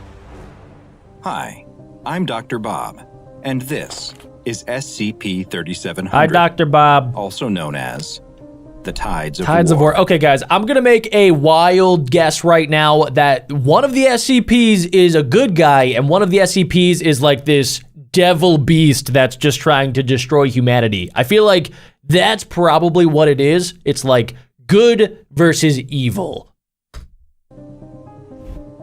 SCP-3700 is what the SCP Foundation has labeled an 800-kilometer circular area in the North Sea. So it's an area. Located southeast of Iceland and north of the United Kingdom. The circle contains the Faroe, Orkney, and Shetland Islands. So it's kind of like the Bermuda Triangle, except it's an SCP and it's a circle instead of a triangle. But same idea, I'm sure. The seafloor is abnormally deep in this area, at roughly 5 kilometers below the ocean surface, roughly 20 times deeper than the rest of the North Sea. SCP-3700 experiences all kinds of strange, anomalous activity, including extreme weather and geological events. Sounds like a lot of bad things could happen there. These are caused by the interaction between two separate entities, which have been designated as SCP-3700-1 and SCP-3700-2. Okay, so there's giant hermit crab lobster creature, which is 1, and then there's like a huge giant, what is that, like a sea serpent, Loch Ness monster, Pac-Man face sort of creature as SCP-3700-2. So they're just constantly battling it out. They're trying to see who's better. SCP-3700-1 is an arthropod resembling the common lobster. Totally, I knew it. Except this crustacean is 6 kilometers long. Okay! It has a variety of blue, yellow, pink, and red markings carved into its carapace that resembles a woman's face. What? It has 6 arm-like limbs, 4 of which have claws, with 2 having club-like appendages on the end, and 8 legs. Okay, so it's basically Godzilla lobster. It's Lobsterzilla. It also has 4 orange eyes at the end of stalks. Stalks. 3701's carapace shows significant damage, with many scars, cracks, and even some holes that reveal its soft inner Well, I mean, yeah, tissue. they've been battling for years, I'm sure. It has several anomalous capabilities that it uses in its battle against SCP-3700. So, okay, they're saying anomalous. I'm getting, like, that's an SCP term that they use a lot, just like anomalies, which is essentially the same thing as saying superpowers. You know, they just like, one of them can probably summon in lightning and the other's probably like the Avatar and can bend all of the elements. It's just like weird powers that they have that go against the laws and physics of nature. 2. Its 2 club-like appendages are capable of striking, but they also produce a cavitation bubble What? that generates a force equal to several tons of dynamite. Hold on. That was so crazy it made me sneeze. Similar to what the mantis shrimp is able to do, but on a much larger scale. Oh, okay, that makes sense. 2 of its eyes are able to project concentrated blasts of gamma radiation, and it's able to stop storms or other weather phenomena. So it's Superman. Despite being 6 kilometers long, 3701 can reach speeds faster than 100 kilometers per hour, and has even shown the ability to demanifest and disappear if it doesn't locate SCP-3702. Okay, do we just hear that right? It has the ability to demanifest, which is, I guess, just disappear from existence. Maybe it just goes to like a parallel universe. Maybe they're fighting in 4 dimensions. Within roughly 15 days after appearing. SCP-3701 appears to be friendly in nature and shows some small signs of intelligence. When accompanied by Foundation ships, it will either ignore them or provide a small amount of aid by helping to move disabled craft away from danger. After appearing, it travels the full 800-kilometer area of SCP-3700 in a spiral pattern from the center out toward the edge. That's weird. Interestingly, the center is the exact center point between the 3 island chains located within the circle. Okay, so if you're thinking of, you know, going on an exotic vacation with your family or somebody else, you know, just stay clear of here and also Bermuda. And is home to numerous shipwrecks. Since being first discovered by the Foundation in 1922, 3701 has slowed down considerably in its movement and has lost a significant amount of mass. Oh. It was first measured at a length of 16 kilometers, a full 10 kilometers longer than its current state. Wait, it used to be bigger? How? Wait, oh my God, bro. It used to be 10 kilometers bigger. That's like if we just did like for scale. Like let's say it's this big now. It used to be like this big. Times a million size, bro. That's like bigger than my friend Alex's mom. Holy smokes. It also appears weaker and seems to be having a much harder time subduing SCP-3702. So it's losing the battle. SCP-3702, on the other hand, looks like it belongs to the family of ray-finned fish and has an appearance that closely resembles the pelican Okay, eel. it looks like it belongs in purgatory. That thing is horrifying. What the heck is going on? That kind of looks like the bloop, if you guys know of the bloop. It kind of looks like if you took the bloop and then just like baked it in the sun and it shriveled up into a giant long piece of jerky. Except that it has 13 appendages encircling the middle section of its body. These appendages look like the tentacles of an octopus, complete with suckers, and can tuck I did them not into need to its know body that. when not No, in use. that part just... 3702 is currently I don't like 32 it. kilometers long, and opposite to SCP-3701, it is growing larger. Oh, that's having awesome. only been 300 meters long Awesome when first sauce. identified in 1945. Most of that length is the creature's whip-like tail that ends in a sharpened point. It's currently roughly 1 kilometer wide at its largest point, and each of its 13 tentacles is around 60 meters long. Are you kidding me? Its most distinctive feature is its massive mouth, which can open up Same. almost 3 kilometers wide. Same. 3702 is black in color, with white, purple, and red bioluminescent lines that resemble a man's face on either side of its torso. Okay, so the other SCP creature, the giant lobster dude, has a woman. This guy has a man. So, maybe they need to get a divorce. SCP-3702 can create sudden changes in the weather, generating huge storms and Category 5 hurricanes, as well as massive whirlpools that suck in any vessel within 150 This sounds like meters something before out of Greek grabbing them with its mythology. tentacles and tearing them apart. It's also able to produce high-energy sound waves and streams of blue fire from its mouth. It produces fire underwater. What the heck, bro? To destroy close-range targets. You gotta be kidding me. SCP-3702 appears at random locations within the 800-kilometer area, except during the spring and autumn equinoxes, when it appears at the exact center of So SCP-3700. equinox, don't go to the center. It stays submerged unless it encounters 3701 or another object, and will demanifest roughly 15 days after first appearing. Weird. It's extremely hostile to any creature or object that approaches it, and has even been witnessed destroying entire pods of whales. Conventional weapons have no effect on it, and even special anomalous weapons used by the Foundation have only had a moderate effect. Only 3701 has so far been able to subdue That's it. insane, When dude. SCP-3701 and 3702 do meet each other, they will engage in a prolonged fight, with each attempting to temporarily kill or subdue the So it's other. Godzilla basically versus King the winner of each Ghidorah. contest would swap depending on which half of the year it was, with 3701 consistently winning during the Northern Hemisphere's spring and summer, and 3702 winning during the fall and winter. However, since the Foundation has begun implementing containment procedures, SCP-3701 has won the last 64 cycles in a row. So even though the lobster SCP is smaller and getting less powerful, and the other guy's getting bigger and more powerful, he's still getting destroyed, which is kind of embarrassing. A number of changes happen when one of the creatures wins. When 3701 is successful, major storms in the area immediately cease, crop yields double, and local oceanic life increases their reproductive rates by a factor of 3. Holy smokes. Okay, so like when the lobster SCP wins, life is good. So lobster is the good side, and then bloop giant serpent death creature is clearly the evil side. This can lead to dead zones forming from the overpopulation of certain species of zooplankton.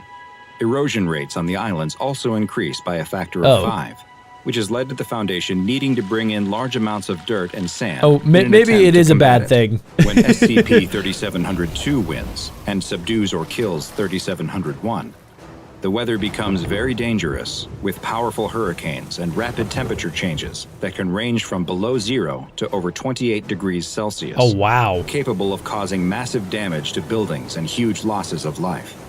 Travel by sea becomes extremely difficult due to huge waves and storm surges, making it difficult for supplies to reach the islands. Yeah, I mean, if like people knew about this, you should really just like avoid that area at all costs. You just like go around the circle. That I don't know. I'm not a scientist. I'm not a smart person, but that seems like the obvious thing to do. Just go around the death circle where two giant beasts are battling it out 24/7. ocean food sources are driven from the area and crop yields are reduced. Following its victory, 3702 does not demanifest, and instead Oh, he continues stays. to patrol the area Oh my God. and attack vessels, and will even approach the islands themselves. Dude, he had a whole cruise ship. Foundation Naval Task Force Delta 7, nicknamed Northern Storm, is tasked with locating and assisting SCP-3701 in its struggle against 3702. That's smart.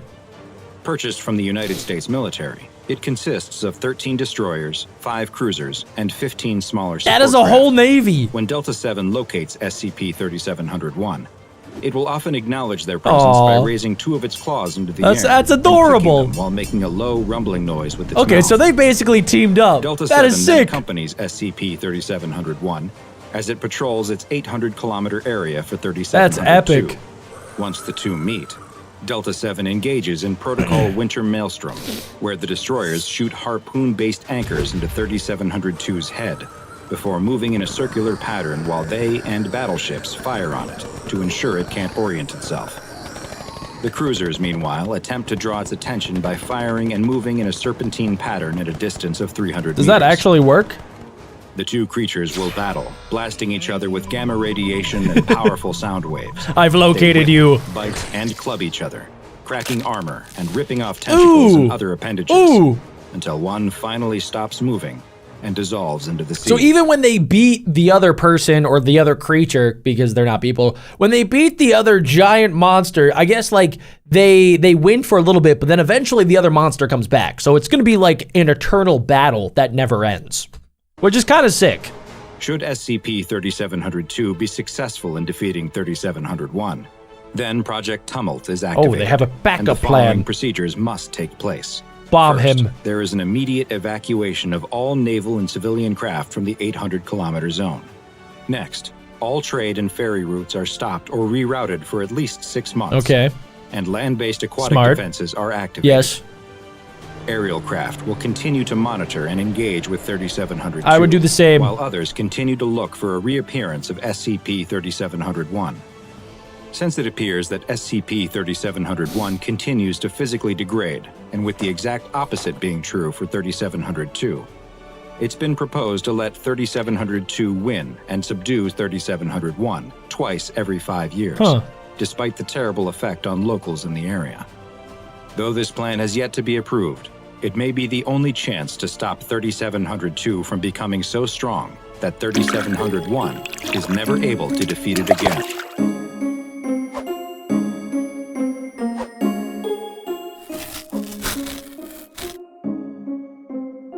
How close would you have to be to trigger it? Like, if it was 5 kilometers away, would it still count? Oh, the that's a good short question. answer is that 096's homicidal rage can be triggered from pretty much any distance. What? We'll get into some of the potentially crazy extents of this later on. How But is if that you see possible? the Shy Guy's face while you're sharing a dimension with him, you're in serious trouble. That's People so who view scary. the creature's face in different countries or even miles underwater have met gruesome ends. That is true. So even if you look at a picture of Shy Guy, if it's a direct picture of Shy Guy, that means he's gonna find you and he's gonna end your life. So you gotta be really careful just to not look at Shy Guy. 5 kilometers would definitely not keep you safe. All right, What so were his just don't look at origins Shy and Guy. How strong is he compared to SCP-682? The origins of SCP-096 are still shrouded in mystery. All we know for sure is that he was discovered by the Foundation in a snowy mountainous region. Yeah. As for physical durability, he's about even with 682 as both survived their encounter. So 682, for those of you guys that do not know, I believe that's the hard to destroy reptile, which is just like it says, the hard to destroy reptile. There's like basically no way to actually destroy it. So there's no real way to destroy SCP-096 either. So Shy Guy and the hard to destroy reptile, both of them battled, and I'm pretty sure it was a draw. So We know nobody won that. 682 has the psychological advantage though, as 096 has been terrified of the lizard ever since they met in cross-testing. However, you could argue that 096 is technically more dangerous, since unlike 682, 096 has never been pacified before killing its intended target while on a rampage. Yeah, that is If true. he goes into an unstoppable attack mode when someone sees his face, shouldn't you not show his face in the thumbnail? That's a good point. According to the official documents, artistic representations like paintings or digitally drawn YouTube thumbnails have no effect. Only actual photographs or videos of the creature can be deadly, so you're safe. Unless we decide to do a 096 face reveal to celebrate our next 100,000 subscribers, of course. This leads us to our next question. If it attacks you when you look at it, then how did the scientist draw the picture of the thing without looking at it? That's a good question. That is true, yeah. And also one that occurred to the Foundation's scientists, who came up with an extremely elaborate solution. They put a D-class tattoo artist inside a diving bell miles underwater and had him unseal a photograph of the creature before drawing a copy. This copy was then released from the diving bell in a sealed container before 096 inevitably got to the poor D-class. So the D-class Does the Shy Guy personnel have to be didn't viewed through a make it. good quality image to enter a rage state? Unfortunately, no. What? Even the most Actually? poorly rendered or minuscule image of 096's face is a death sentence. One of the most infamous incidents resulted from a man seeing a small dot that was only a few pixels wide in a photo from an old ski trip. That's crazy. Imagine just like looking at a picture and you don't even realize that you saw SCP-096. Like SCP-096 is such an introvert and he's so self-conscious that like even though you can't even make out what his face looks like, he'll attack you, bro. He's like the ugliest person, or he's not even a person. He's just like the ugliest thing on planet Earth and he really doesn't want people to know about it. The dot was 096, taken from a mile away. That's no so true image weird. of 096 is safe, regardless of size. In some canons, despite 096 being referred to as indestructible, the Foundation managed to terminate it after many attempts and even more bureaucracy. Wait, How really? did they do it? Well, a lot of 096's body has been blown away by conventional arms fire. Its hyper-tough skeleton is what has given it such an indestructible reputation. In one tale, though, Foundation researchers actually used this to their advantage and employed the use of the neck-snapping killer sculpture SCP-173.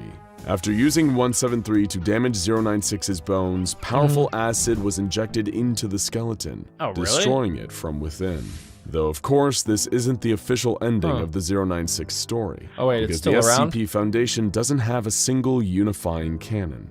That's enough questions. That is true. Now it's time for you to school us. Let's look at some of your favorite theories about the Shy Guy, starting with... I sometimes like to imagine that 096 is nice, but he can't control when someone sees him, and after he kills the person, he starts to cry because he didn't want to kill them. Exactly, There's right? actually some evidence to suggest that SCP-096 might not want to kill. He doesn't A want to great do it. example He of just this feels like is he its has to. cross-test with SCP-978, a camera which reveals the deepest desires of whoever or whatever is in its photos. The dude looking at it photo was it just took like, of 096 showed that it had completely disappeared from the photo, Wait, showing what? its deepest desire was to just be invisible and unseen.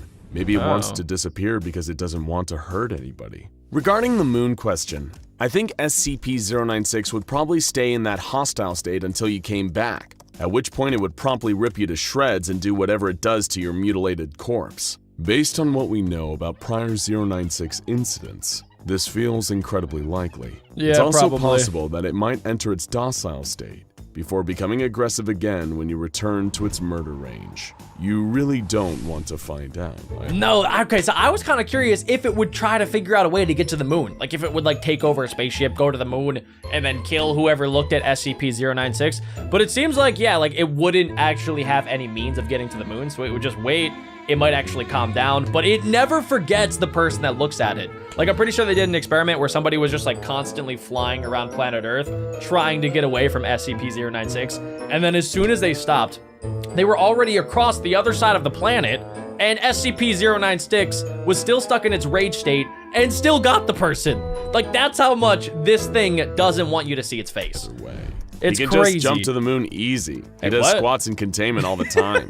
Well, its scrawny physique doesn't make it seem like 096 understands the concept of exercise. Probably there not. aren't any cameras in 096's cell. Well, yeah, so there can't be. technically, we can't prove it isn't doing squats to pass the time in there. I don't really think it doubt is. a blind person would be safe from his effect. Since 096 has the IQ of a newborn baby, I think he will count it as looking at him. Don't talk This about it is like an that. Interesting theory.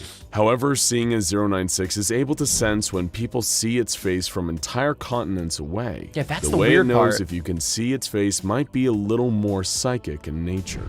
Therefore, it's probable that it wouldn't mistakenly kill someone who hasn't actually seen its face, such as a person who is blind. To deal with him, in my opinion, simply freeze him, either in space or in the mountains. His body shuts down, and when looked at it will not react correctly. It is simply asleep. While we don't know how SCP-096 would react to a zero-G environment, for a creature that's always nude, it seems extremely tolerant to the cold. Yeah, but if you launch that dude into outer space, he couldn't move anywhere. So that, I mean, with all of the SCPs, I know that it's all just like made up and they're kind of like creepypastas, but you know, they're SCPs. Instead of secure, containing, and protecting them, especially for like the Keter class ones and some of the more dangerous Euclid class ones, they should just launch them into outer space.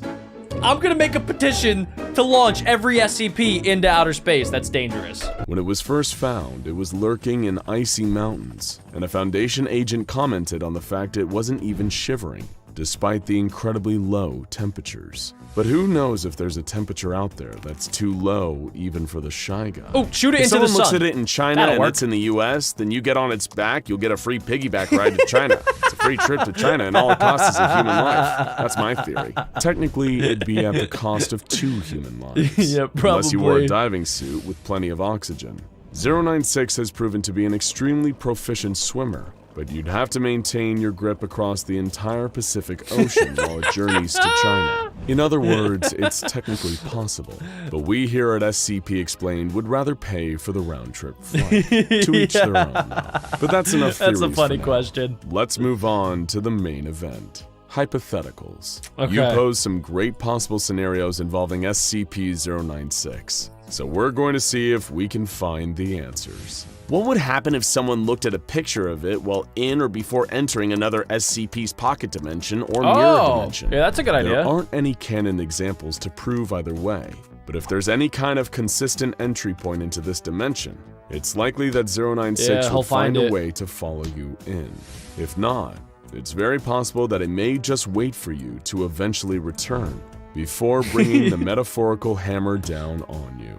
So technically, if you were pulled into the old man's pocket dimension and he closed the portal, you might want to stay there. Safe from 096. But then you've got a whole other problem to deal with. Yeah, I don't know if that's better. What happens if a person sees his face, then gets their memory of the creature wiped? Considering how good the Foundation seems to be at wiping people's memories and their access to amnestics, if this worked, they probably would have made it standard procedure by now. So it's unlikely. Yeah, what I think happens if a person looked at it and care. that person then went on a plane? Or just staying in the air or space, what would it do? 096 has shown the ability to jump up and destroy low-flying aircraft. But otherwise, I didn't know about it's that. likely that the creature would probably run to a point directly below you. Yep. Remain there until you touch back Look down. at him, dude. Since you'll need food and water at some point and aircrafts need fuel, you'd probably just be prolonging the inevitable. What if the young girl was around it, so it tried to attack her but died trying? Oh, this is yeah, that's a another good idea. interesting possibility. SCP-053 is a girl capable of causing homicidal urges, but causes fatal heart attacks in those who attack her. While we can't know for sure how a meeting between 096 and 053 would go, we can use her encounter with 682 as a potential template. Aggressive SCPs like the hard-to-kill reptile, perhaps having an innate knowledge of the danger that comes from attacking 053, tend to become strangely docile around her. It's possible that 096 would do the same. Maybe, but maybe not too, because Shy Guy is not as smart as SCP or just the hard to destroy reptile. What is it, 682? I don't think that 682 would do the same thing that Shy Guy would. I think Shy Guy might try to attack her, and she might actually get the win. She might be able to defeat Shy Guy. Would we be able to control SCP-096 with the help of SCP-035? The Possessive Mask, aka SCP-035, I don't think I've heard about this one. a lot more intelligent than 096, and has even been shown to respond to reason on occasion. It's also been able to control almost every other entity it's been placed on. The problem is, if the mask was placed on 096, and it was somehow effective, the result may be even more dangerous than 096. That's true. An intelligent monster with an indestructible and highly dangerous body. It does not sound like a good idea. 035 would slowly break down 096 into sludge the way it does to humans, in which case we would be left with an immortal 096-035 combo.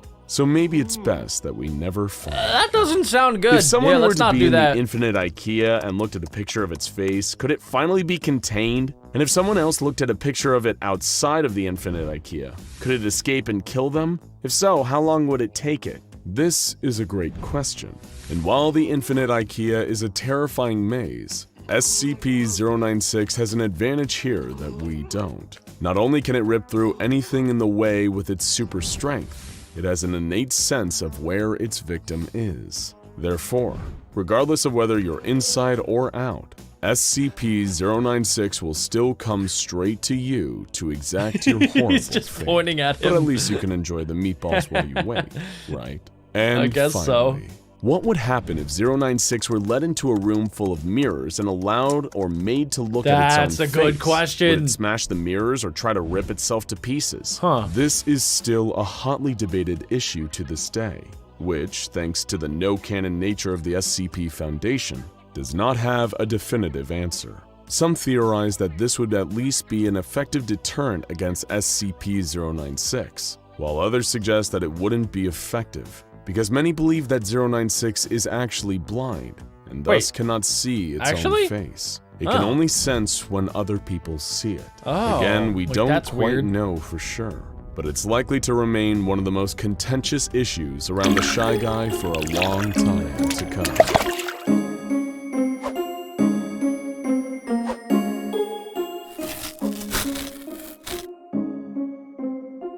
Many people are dead. Oh my A god. biker bar is stuffed with bullet-riddled corpses Oh my God. of Hell's Angels.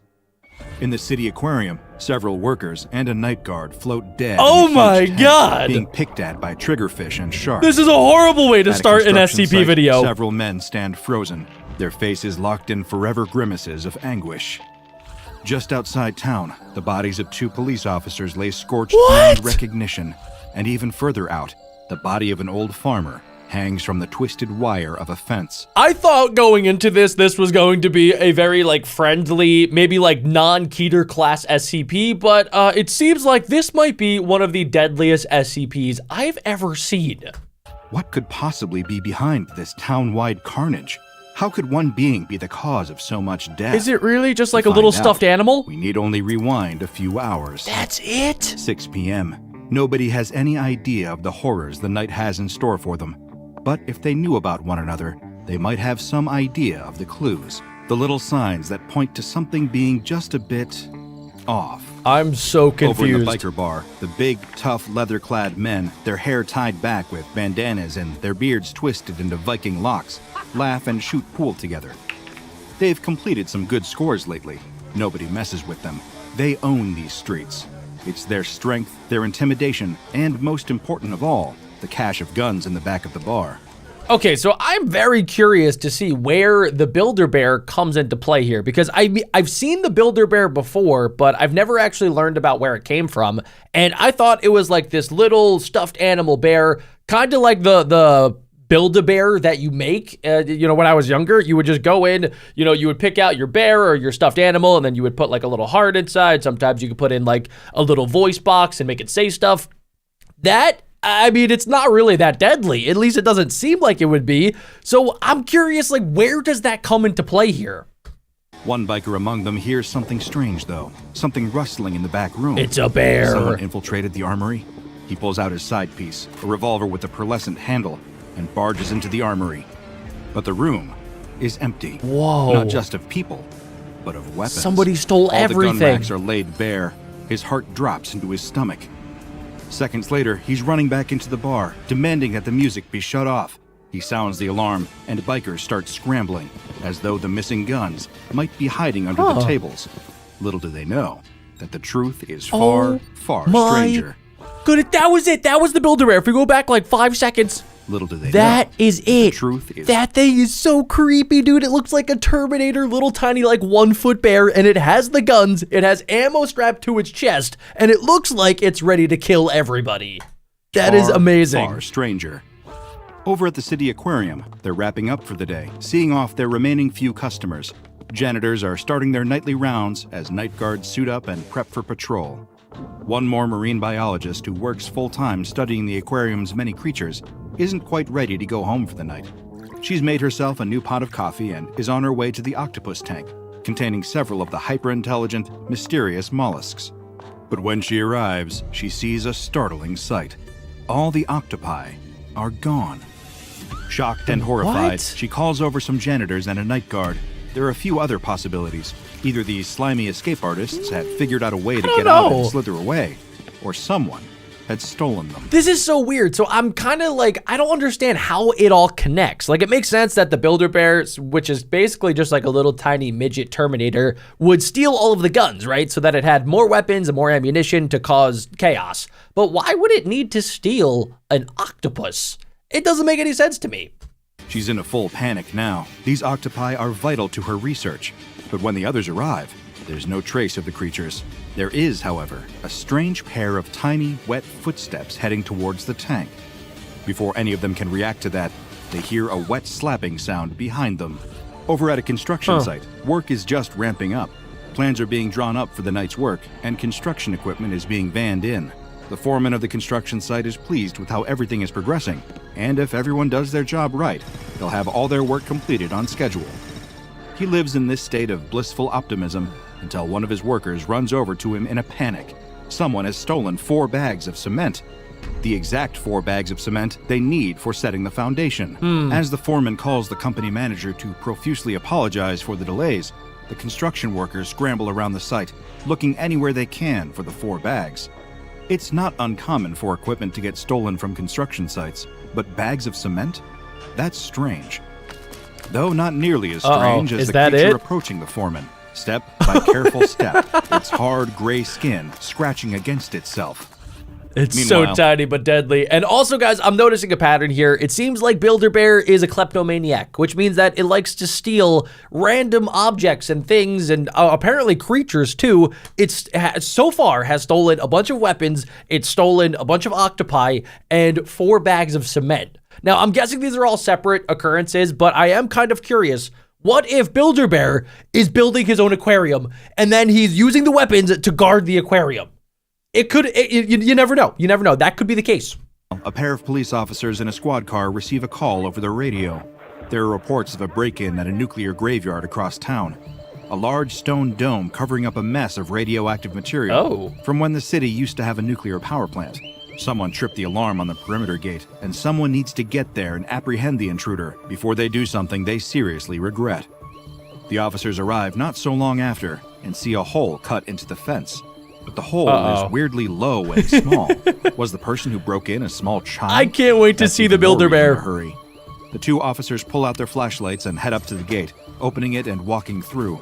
Just as they're starting to wonder whether they should have brought some kind of radiation guard, they feel a strange, warm sensation on their skin, like a tanning bed, like blistering sunlight. That's not good. In the middle of the night.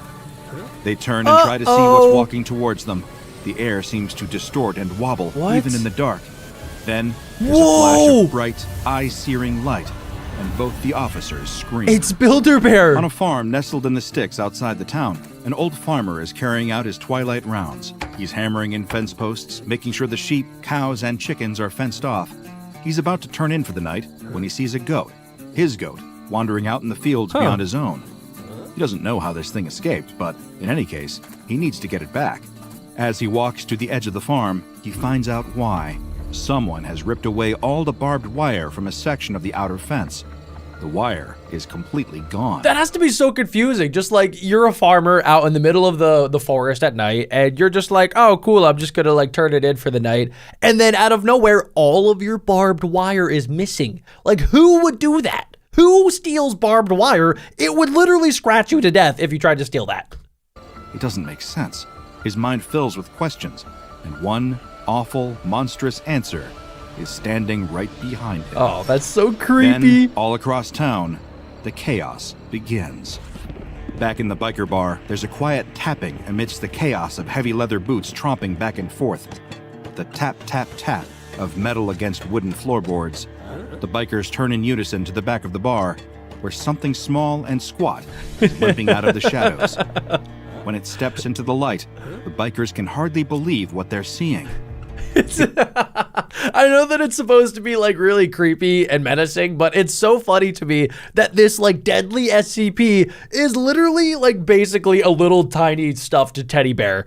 That's so funny. And I'm also curious too, since we've been hearing all of these stories about how Builder-Bear has, you know, stolen the octopi, stolen the cement, I wonder if there's multiple Builder-Bears. Like, I've only ever known there to be one, but I wonder if this is an SCP that either can clone itself or there's just like a mass amount of Builder-Bears that kind of just roam around and they steal stuff and they kind of like use the stuff that they steal almost to like upgrade their bodies. Like this guy obviously stole weapons and ammo and guns, so he turned into the Terminator. But I wonder if the other Builder-Bear, since it went into the uranium, like if it used that as a power up, and maybe it can use the octopi to like give itself giant tentacle upgrades and you know, stuff like that. It's a teddy bear, a living, walking teddy bear, made out of guns. Its body is an amalgam of stocks and ammo belts. It walks on a pair of spindly rifle barrels for legs.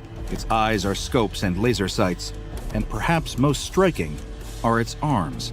The left arm is an Uzi submachine gun, and the right is an AA-12 fully automatic drum barrel shotgun. That is so the cool. Bikers recognize every gun as their own. But before their many minds can compute another thought, the gun bear raises its shotgun and Uzi arms and begins blasting. No way! Bullet after bullet tears Wow. through the bikers, dropping them one by That's one. insane. Some scramble for the door, but it doesn't save them. Nope. In a matter of moments, as gunshots ring throughout the bar, every single biker is dead. By a tiny Over teddy at the bear. aquarium, things aren't going much better. The marine biologist and her coworkers turn to see a strange figure standing Oh, atop I the think tank. I was right. It's in the shape of a teddy bear. But the biologist can clearly see that it's about 5 octopi fused together in some nightmarish and unnatural conglomeration. Okay, I did not know this about Builder-Bear. I only have seen Builder-Bear, I mean, weirdly enough, from a Minecraft mod, and it usually either looked like a teddy bear or it looked like the Terminator version that we just saw a second ago, where it had a bunch of weapons and guns and grenades strapped to it. I didn't realize that Builder-Bear was kind of like Upgrade from Ben 10, where it can pretty much like take over other creatures and machinery and basically turn its body into whatever it is that it steals. Like, that is so cool. The tentacles stretch out and grab the aquarium staff, lifting them Cool, with but impossible deadly. strength and force them down into the tank. They struggle and thrash against the slimy tentacles holding them in place underwater, but it's no use. I wonder why Builder-Bear The is so octopi bear deadly. is in total control. Like, why does it want to kill everybody? Bubbles rise as the unfortunate aquarium staff struggle, but those bubbles eventually stop. R.I.P. Everyone in the tank floats, dead. The work of the octopi bear isn't over yet, though. It drags the waterlogged corpses of the marine biologist, the cleaners, and the night guard across the aquarium floor, Why? leaving a wet trail. Eventually, it throws the bodies into the main aquarium tank and watches with a slimy, blank expression as the fish Oh. begin to feed. Oh, why? Back at the That's construction so site, weird. the workers are frozen, but not in fear.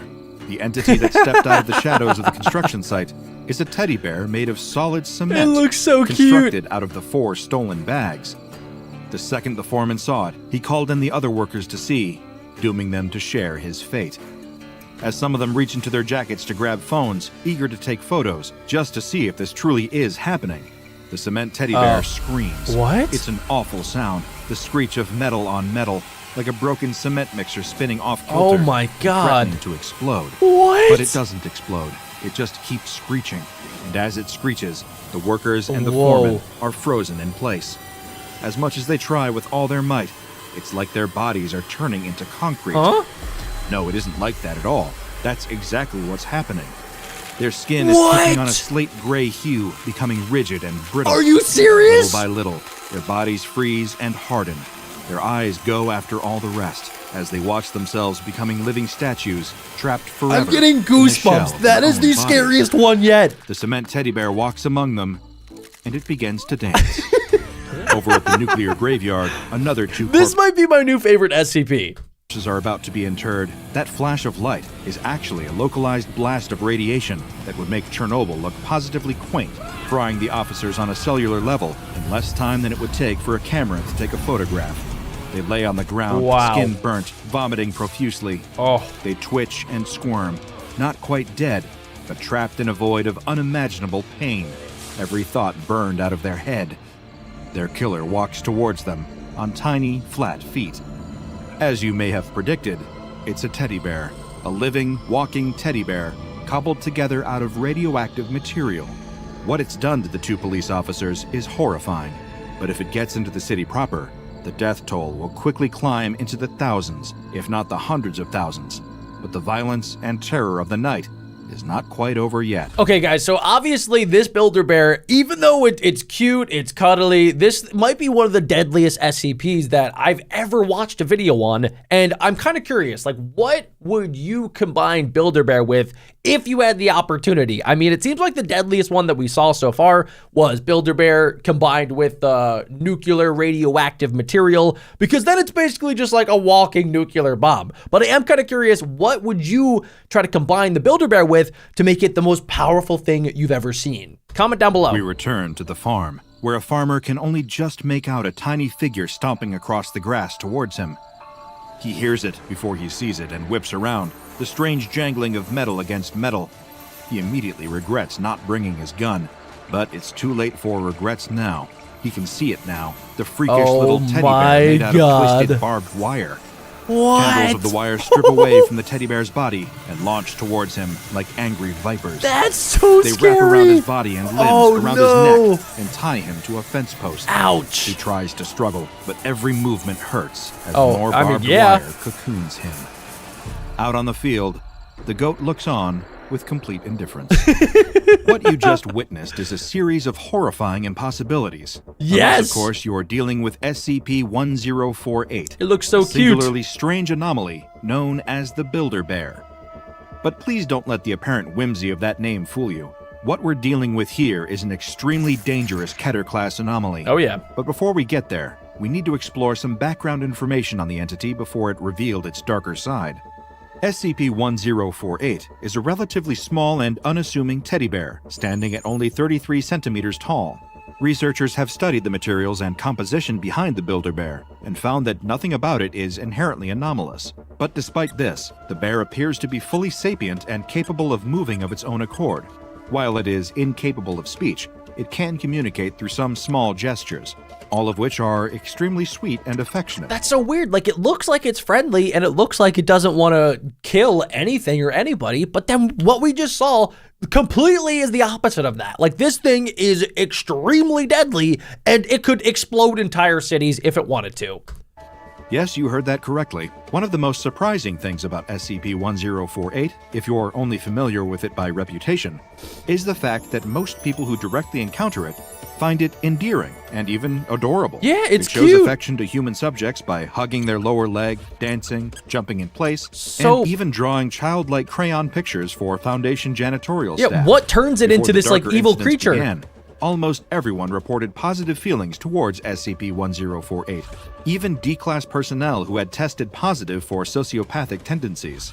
Despite its seemingly charming exterior, the inner workings of the Build-A-Bear's mind still remain a mystery. Attempts to communicate with the anomaly directly have failed, because although it is capable of making simple gestures indicating yes and no answers, it will often simply ignore certain questions. Specifically, it will completely stonewall any questions about its origins, which is partly Interesting. why the Foundation knows so little except for what it can directly observe.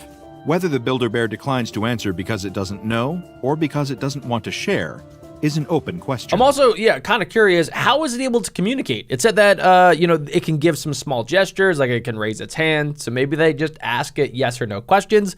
But I mean, even then, I don't think that it would want to explain its origin, because obviously the SCP Foundation, they want to figure out where it came from and possibly, how to contain it and maybe even destroy it if need be, because this thing clearly started out as being like cute and cuddly and friendly, but then it turned into something that they couldn't even control. And while the Build-A-Bear is capable of drawing pictures, these are purely for the aesthetic value of the pictures themselves, not a means of communication. It's yet another mystery for the enigmatic bear. 7 months after first being contained in Site-24, Foundation personnel were able to first observe the Build-A-Bear's secondary anomalous effect, the one that gave it its namesake. Its ability to create crude living replicas of itself from various materials. This would be fine and dandy. Okay, not so for the fact replicas. So that means that every Builder Bear that we saw in today's video was a replica of the original bear that, you know, either was the Terminator or it was an octopi or whatever it wants to make. It seems like if it gets that material, it can basically just recreate itself using that material. that these replicas are invariably Ew. extremely hostile Ew. and dangerous. Dr. Carver, the head researcher on the SCP-1048 case, posited that, in hindsight, the reason that the Builder Bear behaved so affectionately to staff around Site-24 was to lull its victims into a false sense of security, making it easier to collect materials for its secondary anomalous pursuits. Dr. Carver outlined case studies of the 3 most dangerous SCP-1048 creations that have manifested in Site-24 since the Builder Bear started its grim construction project. These creations have been labeled SCP-1048-A, SCP-1048-B, and SCP-1048-C. So these are all of the replicas. I'd like to personally warn you that the accounts of these 3 devious bears are disturbing beyond belief, even by the standards of anomalies studied by the SCP Foundation. During the first incident, SCP-1048 was spotted walking with SCP-1048-A down a hallway in Site-24. 1048-A is similar to its creator in size and shape, except that it's made entirely from human ears. What? Dr. Carver was immediately alerted to the creature's presence. No. He dispatched a security team to apprehend Burn both that anomalies. thing with fire. However, that is what gross. seemed like what would be a simple mission instead became a nightmarish case of mass death. As soon as the security team surrounded the 2 bears, 1048-A let out an impossibly loud, ear-piercing shriek that induced physical pain in everyone within a 10-meter range. Wow. But we're not just talking about hearing loss here. Everyone within hearing range began collapsing, growing ears all over their body, covering every inch of their skin. The 2 bears managed to escape during the chaos, and Dr. Carver arrived just too late to make any difference. Though luckily for him, he was at least able to avoid becoming an ear-abomination. This incident resulted in personnel deaths in the double digits. The cause of death, mainly suffocation from all the ears that had grown in the throats and lungs of all those affected. 1048-A has still not been contained. Oh, it's still out there? While 1048-A was hardly a walk in the park, 1048-B was, in this humble scientist's opinion, considerably more revolting. Are you serious? I will have to tread carefully here, as the creation of 1048-B is an extremely traumatic incident for an active duty member of Foundation personnel who still works at Site-24 to this day. In order to remain within the bounds of good taste, we'll say that 1048-B looks like a frightening cross between a plush teddy bear and a human infant. Are you serious? Before the creation of 1048-B, No. the anonymous researcher I mentioned earlier was heavily pregnant. Oh my goodness. Afterwards, she was not. What? The less said about that, the better. What? Moving on. The third of the documented SCP-1048 creations is perhaps even more frightening and dangerous than the other 2. Are you kidding me? 1048-C was first spotted by Dr. Carver himself, lurking in his office. 1048-C is another living teddy bear, What made is that? entirely from rusted scrap metal and jagged blades. That's horrible. The second that Dr. Carver spotted the metal monster, it got away, fatally slicing and dicing its way through a number of Site-24 guards during its escape. You can't contain that. It's like a bunch of just scrap metal that could cut you and give you all types of diseases running around. Like, even if you touch it, you're going to get cut up. Like the other 2, it has not been sighted since the incident and is presumed to be still active somewhere in Site-24. Where are they potentially going? ready to pop out at any moment. It brings a whole new meaning to the term bad news bears.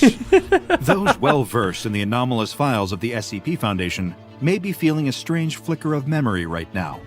That's because SCP-1048 isn't the only anomalous teddy bear out there. And its counterpart, SCP-2295, There's more. the bear with a heart of patchwork, seems to be its perfect opposite in terms of temperament. Interesting. It goes without saying that SCP-1048 and its terrifying copies are a menace to everyone it encounters. That's what it seems like. But the bear with a heart of patchwork endeavors to save injured human beings whenever it can. Oh, wow. If this benevolent bear discovers a person with a severe injury or a disease causing organ failure, it will immediately leap into action. Like a cuddly trauma surgeon, SCP-2295 will take a needle and thread and begin making a fully functional plush organ out of its own material. That's kind of cool. I mean, this one, I'm not gonna lie, it looks a little bit creepy with all of like the stitch work and the X's on the eyes and everything. But it is kind of funny because this one is the good one. And the other one, even though it looks cuddly and friendly, it's actually all fake. It's just trying to lure people in so that they think that it's friendly. And then boom, it'll spawn in literally every bad thing that you could think of in the form of a teddy bear to destroy everything. It will then attempt to perform transplant surgery, and if the surgery is successful, this patchwork organ will function exactly as a regular one. Okay, that's really the cool. bear has saved many lives like this. In fact, SCP-2295 is so benevolent that in cases where the surgery fails, it's been witnessed doubled over and crying over the loss of life. Poor little guy. This is a courtesy that you cannot expect if your life is brought to an abrupt demise by one of SCP-1048's many copies. Nope. The containment procedures for SCP-1048 have undergone considerable evolution as the Foundation learned more about the entity's anomalous effects. Originally classified as safe before its secondary characteristics manifested, the anomaly is now classified as Keter. As it should be. Its original containment procedures are also shockingly lax given what we know now. 1048 was given free rein to wander around Site-24 and interact with personnel to Okay, that should never happen. Like, if you are in the SCP Foundation, how could you ever let an SCP just roam freely, even if they are safe? Like, you shouldn't just let it run around free because of situations just like this, where it seems like it's safe, but it's smarter than you. So it literally tricked the SCP Foundation into thinking that it was one thing when it was actually the other. heart's content, a policy that we now know had terrible consequences. Technically speaking, SCP-1048 isn't contained. Many believe that it still lurks somewhere inside Site-24. Oh, they don't know where it is. Nobody can know this for sure. The orders for all active Foundation personnel is to apprehend SCP-1048 on site and to immediately destroy any of its deadly creations with extreme prejudice.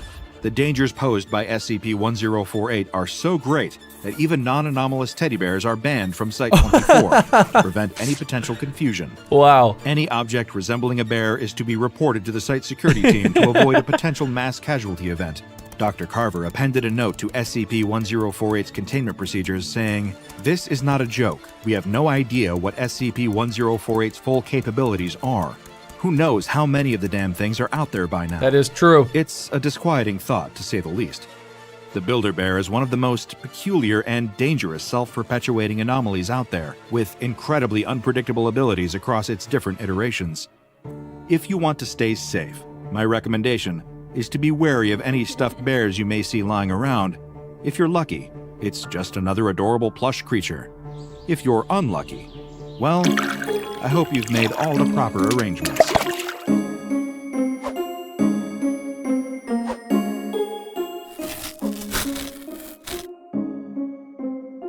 The esteemed Dr. Thomas Morstead entered the cell. Thomas of the anomaly. Morstead. He'd been warned and even chastised by his colleagues. But who in the Foundation could tell him what to do? He was the best at what he did. Maybe the greatest in the whole history of the Foundation. As he entered the room, SCP-049 bid him welcome, cordial as always. So polite, in fact, that you'd never guess you were talking to a killer. They just invited Dr. him? Morstead knew the truth of what he was dealing with, but he also believed he could get through to 049. Calm him. Exorcise the devil from him. Okay, so they keep saying him, like this is an actual human being. So is SCP-049 a person? Is it a doctor? Because most SCPs that we've checked out in the past, like the hard-to-destroy reptile, and the tickle monster, and Shy Guy, and the statue, they're all not actual people. These are like weird creatures, which are most SCPs. They're either like objects or creatures, but this thing, they're calling it a him. So I wonder if it's maybe part human. Let's find meeting out. of two great minds. One of them human, one of them part human, part something that has never been clear. See? It might be a was to human, it might be a not. battle of wits, and like so many great battles, this one would turn into a massacre. Before we get to that fateful meeting, there are some things you should know about the anomaly known as SCP-049. If you saw him in the street, the first thing you'd think of is plague, because 049 always looked the same. A man dressed in black robes with a plague doctor's mask. But this wasn't a costume that could be taken off. In fact, it wasn't a costume at all. Oh. It was him. Oh! The robes had grown out of him like an exoskeleton. That horrible mask with the pointed nose wasn't covering his face. Oh, what? It was his face. Ew! The kind of shell that had seemingly sprouted from bone. Wait, The actually? first reports came during World War II. In a picturesque town in the south of France called Montauban, people had begun going missing. Children disappeared from their beds in the middle of the night and Okay. weren't seen again. Adults went to the market and never returned. Local authorities searched high and low. They scoured nearby woods and dragged the rivers, but nothing was found. Because what was happening wasn't criminal, there was no clue they could stumble upon or eyewitness who would break the case. No, this was something else. So is he like giving people the Black Plague? Is that like his thing? I don't really know much about this particular SCP. Like I've never heard anything about it. I've seen it a little bit before, but I don't know if it's like giving people the Black Plague or if it's supposed to be like a doctor, like other doctors, and it's supposed to cure you of the Black Plague. So I don't know exactly what this thing is and what it's doing. Something that the townsfolk could never understand. Word spread, and that's when a search and discovery team was sent from the Foundation. It was a cold, dark night in January of 1941 when the team found what they were looking for. They walked through the open door of a small house located not too far from the Grand Chateau de Richelieu to find a masked man sitting next to an open fire. And What? he wasn't alone. The floor around him looked like it was moving. Upon closer inspection, the team saw that the floor was covered with writhing, grasping bodies. It's patients, as it called them. Bienvenue What? chez moi, said the thing. Welcome to my home. What? Those so-called patients crawled towards the team, intent it seemed to cause harm. The hostiles, now known as SCP-049-2s, were deemed dangerous and had to be eliminated. Okay, so he makes basically zombies. He takes them over using either the Black Plague or some other disease and then turns them into his zombie slaves. A sight, it seemed, that didn't bother 049 in the slightest. Oh my gosh, they It just start sat shooting. there, occasionally looking up from writing notes in a leather-bound book as his patients were gunned down. Once the carnage ended, it simply closed its book, stood up, and allowed itself to be escorted away. And that's the story of how 049 ended up at the facility, becoming a guest of sorts, staying in a standard secure humanoid containment cell, Research Sector 02, Site 19. The few that came into contact with 049 remarked that it was a pleasure for them, with its impeccable manners, vast knowledge of medicine and human anatomy, sharp tongue, and stinging wit. They almost became spellbound listening to it, caught in the throes of its charms until, with the simple touch of its hand, it would drain the life from them. That's why okay, that's how it gets you. SCP-049 was classified as a Euclid. That's why armed guards were always stationed outside its cell. It's why doctors took great precautions when in its presence, and it's why Dr. Morstead should have known better. Remember, when 049 was discovered in France, it willingly went with the team, like it was happy it had been found, as if it had planned its own capture. When it arrived at the facility, it didn't act like it was contained against its will. It was like it was returning home. Initial findings as to the biology of 049 were that it didn't require any sustenance at all, not even water. It seemed content to be left alone with its notebooks. It did not object when it was asked if it could share some of its notes and gladly handed over its journals. Wait, yeah, what are the upon notes? Examination, it was discovered that they were written in the language that no linguist or cryptologist has so far been able to translate. Wait, what? Okay, so he was writing down notes about like people or his patients and nobody knew what they said. How creepy is that, dude? They got people from all over the universe to come together and try to read whatever this guy was writing down, and they couldn't. They couldn't. He could have been writing anything and they wouldn't have known. It's apparent They have that no idea what it 049 says. derives much satisfaction from seeing so-called experts struggle over its text. Oh, Unable to okay, read so he those has an notes, ego. A long line of doctors visited 049 in its cell, each fascinated by what they beheld. He thinks It was he's learned the that it has best traveled the doctor. globe. That's what it speaks is. many languages, but prefers to speak what it calls les langues de l'amour, French. It asked for only one thing: warm-blooded animals. The facility agreed to supply 049 with Wait, various why? kinds, including rabbits, cattle, and even an ape on one occasion. Why would they do Just that? like with humans, it could kill the animals with a mere touch of its hand, That's it? sucking the life right out of them. That thing is so But dangerous. That wasn't even the most incredible part. Soon those animals would rise again, as if reanimated by 049. That's They would creepy. become, for all intents and purposes, the living dead. Wait, so can they spread it as well? Or is he like the hive mind, right? Like, can he spread it to other things and animals and people and then they can spread it? And it's just kind of like everybody can spread it, kind of like a zombie apocalypse. Like one zombie can make another zombie, can make another zombie, and so on and so forth. Or is it just like he touches one thing and then that's a part of his army and then they can't spread it? Like only he can spread it. I wonder, like, if he can spread it or other people can spread it too. And they were hostile. It doesn't After look like it several because they're unfortunate touching incidents, they were taken from the cell the moment they arose and disposed of in the incinerator. Oh This my was gosh, not to they the just liking burned of them down. 049, who would claim it had cured the animals. For it, the world was sick. It saw Oh. plague and pestilence everywhere, and the meaning of its existence was to rid the world of disease. Humans, it said, contained a virus and had to be cleansed. I don't like In the that. first days after arriving at the facility, 049 didn't seem to pose a threat to humans. He was quite friendly, in fact. It seemed aware of the fear it caused in staff, and would often go out of its way to make them feel comfortable and safe. This was a ruse, of course, or a con, as 049 He's just liked to crossing his say. fingers. It had no intention to help humans. No, it had come for humans. It wasn't trapped. It had set a trap.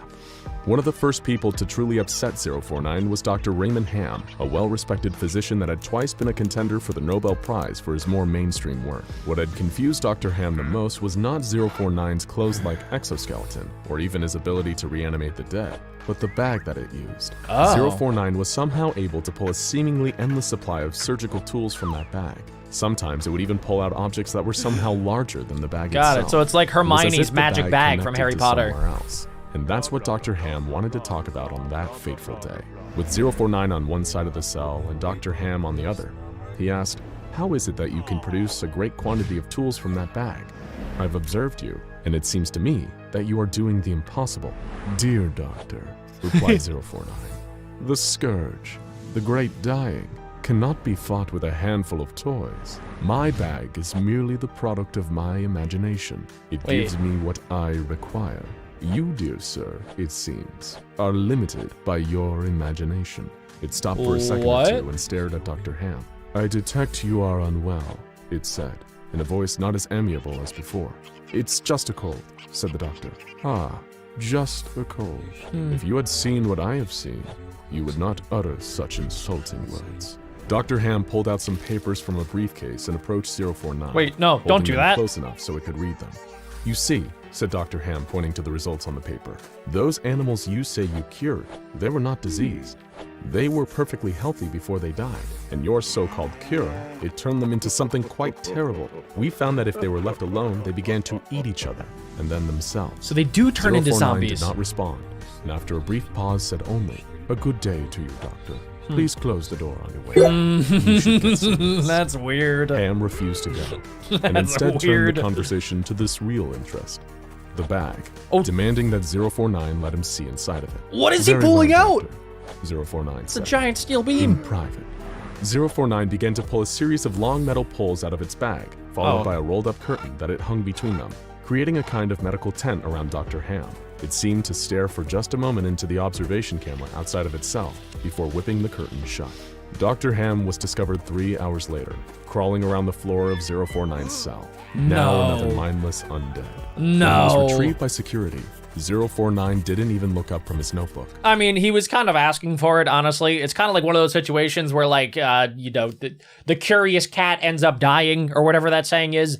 I forget the saying, but, like, you knew what was going to happen. You knew that this creature could potentially turn you into a zombie, and you got too close. You got too close to the sun, and then you got burned for it. Dr. Ham didn't get the incinerator treatment, but he did receive a fatal dose of drugs, a mercy. A removal team was sent to 049's cell, but it had said there was no need for special extraction techniques. It would go willingly, wherever they wanted to go. It was not, it said, an enemy of the people. "The Hippocratic Oath forbids me to hurt a human being," it said while walking to the interrogation center. "My only desire is to offer you my services and expertise." The floors and walls of the interrogation center room were painted a bright white. Even the table was white, which contrasted with 049, a mass of black sitting in the middle of the room. During the interrogation, it refused to admit or even accept that it had killed Dr. Ham. Really? "I cured him. I removed the pestilence from That's its so body," weird. He it thinks said. that he's It like was later asked curing if the it world regretted of its humans. actions, to which it replied, "Well, good sir, one always regrets the loss of a colleague for any reason, but I stand by my actions. He's the like pestilence Thanos. must be abated before it is too late." He just wants to Every 2 snap weeks everybody from out of that existence. point, 049 was given animals. The scientists at the facility observed it time and again, touching the animals, killing them, before producing a saw or scalpel and opening them up. Organs would be carefully removed with perfect precision. It was astounding to even trained surgeons just how talented 049 was. "I require a close relative of yours," said 049 one day to a young doctor, who expressed shock that it was asked for one of the doctor's family members. "I mean a great ape," said 049. "Not your dear aunt." Okay. There were Like a several primate. instances of 049 displaying a crude sense of humor. Staff would He's a almost forget that comedian? the thing that they were talking to wasn't human, almost. Yeah, And it was seems like it's Dr. like the Thomas closest thing to a Morstad that had human. supplied That's an the great SCP. apes, orangutans, in fact, that had been rescued from the rainforests of Borneo, only to be taken to 049's cell.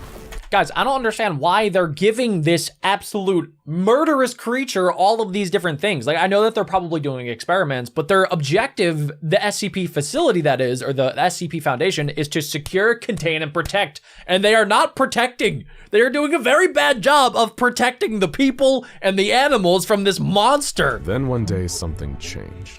049 told Dr. Morstad that its work was done. Wait, that it what? accomplished what it had wanted to do. No, and could what? someone remove the cured animal from its cell?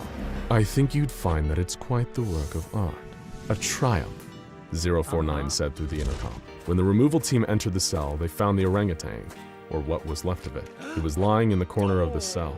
The top of its skull had been removed, leaving its brain exposed. Wait, On its what? face was the expression of relaxation, and from its mouth it issued very soft squeaks, like that of an infant.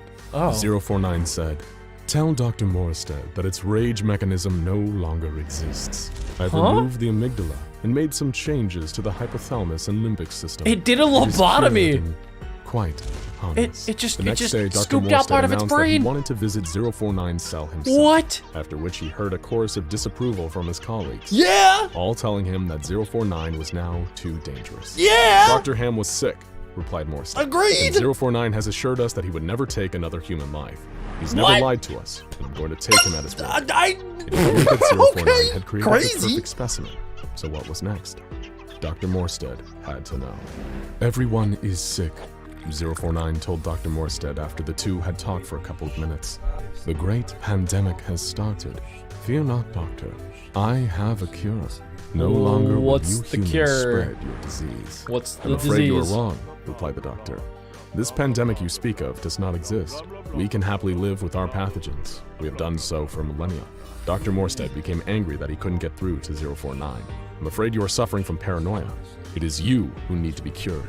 "You have no idea," said 049, standing up. "What are you And of doing?" course he got shouted him. Morstad. He "You got promised him. you wouldn't hurt a human again."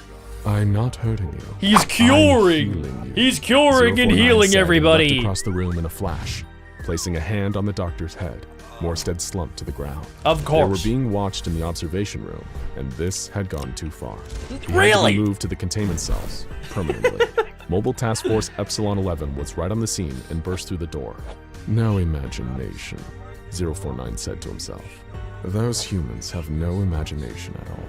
He began walking towards the task force, who opened fire on the anomaly, but the bullets bounced off its black coat and mask. What? SCP-049 No. calmly touched each of the Bro, members of the course task he's force, invincible. one by one, Like every drained the SCP life ever is The last invincible. one standing stopped firing and attempted to run, but again 049 leapt across the room, black cape billowing out behind him, and gently touched the man, causing him to Oh drop to the no, floor. dude. 049 stepped over the bodies of the fallen team and walked out of the containment cell.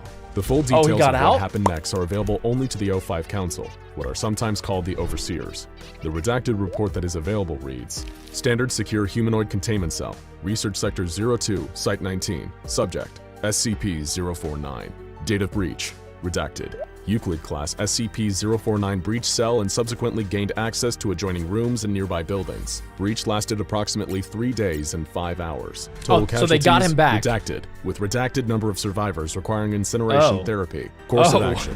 Department of Science Alchemy Division suggested injecting anti-transmogrify disinfectant into Class D former prisoners who were transported to site and allowed them to come into contact with SCP-049. SCP failed to reanimate injected prisoners and cure them. SCP-049 acknowledged this failure and surrendered to Mobile Task Force Alpha-1. SCP-049 then requested to be contained.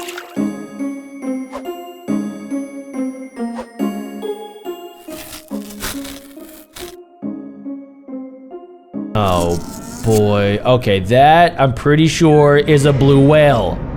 That behind it is SCP-3000. Class 4 clearance is required to view this. I'm not looking forward to this one. Of an unidentified submarine near Oh boy. the coast of India. The U.S. government denies any covert submarine activity in that location.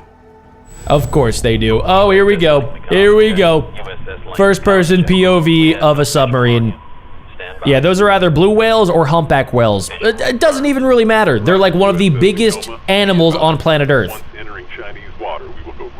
I could never be a submarine operator. I literally would just close my eyes the entire time. Did you detect that audio? Can you confirm that that was a whale? That was totally not a whale. That was an entire cliff falling. Tectonic plate readings. Possible earthquake, be advised. Okay, yeah. Probably an earthquake. Ooh, what? Yeah, wait, check that out. You can see it. Negative. We can't avoid. Sealing our ports and filter intakes as a precaution. I don't really know too much information about SCP-3000, so if you guys have any extra information, leave it in the comment section down below. Langley, you're breaking formation. Respond. USS Texas. I mean Tacoma. I don't know. It's so dark. Oh my god, dude, I think the SCP, yo! Holy smokes! Oh my god. Oh my god. Oh my god. Mother of God. Jesus. The exact location where this incident occurred has not been determined. No trace of the USS Tacoma has been found. The aquatic entity SCP-3000 has not been located. SCP-3000 just ate that submarine like it was a little tiny baby chicken nugget. Now there's one more SCP-3000 video that I think you guys are going to like. And this calls it the unending serpent, which makes me believe that it has no end. It has a start and then it just keeps going on and on and on and on and on and on, like my turds. I swear they never end. Oh, this is another first-person POV. Oh my gosh, dude, I don't know why, but these creep me out. Even though I'm like chilling at home, I'm clearly on land. I don't know, I just feel like I'm in it. I could not do this in VR. I would actually scream like a 3-year-old little girl. 1, 2, 3, 4, 5. Check. 1, 2, 3, 4, 5. Okay, all right, then. Yep, you've done your checks. HQ, we're ready to start. Yeah, dude. See, look, like, I'm sure they think that everything's fine. You know, they're probably worried about maybe great white sharks, like most people would be. But they have no idea that deep beneath the surface, there is potentially a 3,000 long eel, or just a 3,000 foot long eel. 3, head to the far side of the rig.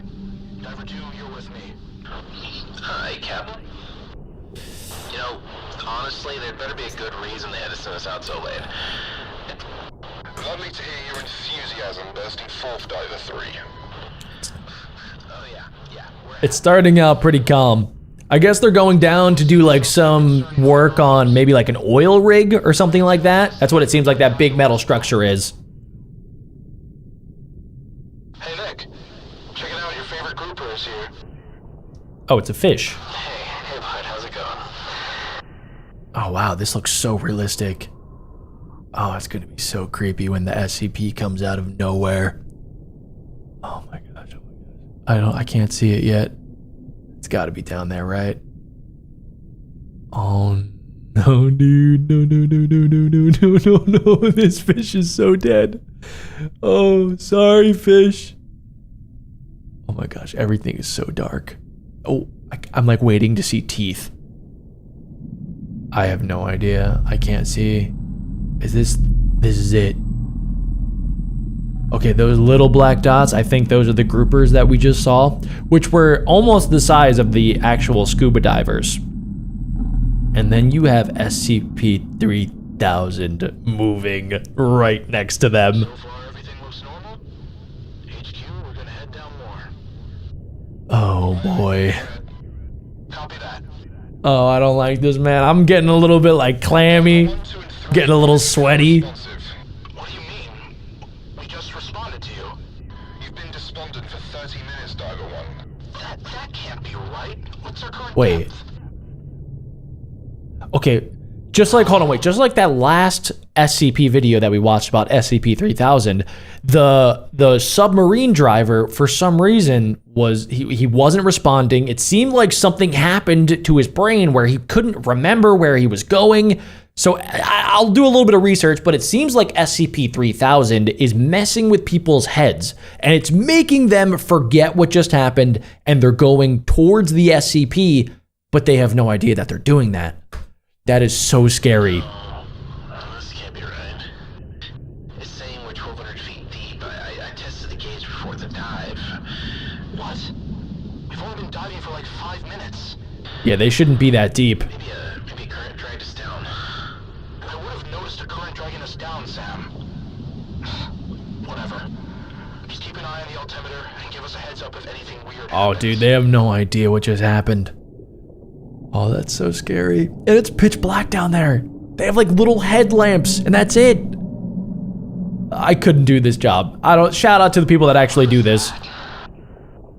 Something on the rig probably spooked them. Nothing scares them. Oh, dude, I wonder if they can hear that. It sounds like a whale. Something is going on down there. Okay, good. They know that something's up. Yeah, this one seemed a bit off. Look, Nick, I'm confident it's the rig. Then this isn't the place to get stirred into a panic. So That is true. Yeah, when you're scuba diving, you can't breathe fast. You need to like control your breathing, or else I think you'll run out of oxygen way too fast. wow. Take a look at this. Oh my god. Whatever made this death Oh. must have been massive. Dude, that's a huge metal beam that got smashed. I'm gonna report this to HQ. HQ, this is Diver 1. We found the source of the damage. It looks like a large whale or underwater vessel may have collided with the structure. I don't think that's a whale, boys. That is not a whale. Hello, this is Diver 1 reporting in. HQ, this is Diver 1. Please respond. They're not responding. Alright, let's head back. I'll just report from the back. I would be freaking out right now. Guys, do you see this? What? I think this might be what messed with the rig. Oh, Sam, we need to get what? to the bell. What? Back here. Do you guys see that? That thing is huge. Get away and He's going towards it. He can't help himself. Oh, wow. That's an eyeball. Dear God. Oh, look at the mouth. Oh, I'm getting goosebumps. we're not supposed to be here. No, you're not. Oh my God, dude. It takes over their brain too. That's the even scarier part. He's swimming into the mouth. The mouth is basically a cave. What does this thing eat? It probably eats like half of the ocean. I'm coming, okay? I don't think you're gonna be able to help him. You still have air. You switched to your emergency. Yeah, I would probably leave. HQ isn't even responding. Oh my God. This is so good. This is such a great animation. Holy smokes. So they went down to check on that oil rig, like I was saying, and they figured out that SCP-3000 put like a giant dent in the side. What even were they supposed to do? How do you fix that? Is he inside of the SCP right now? I think he might be.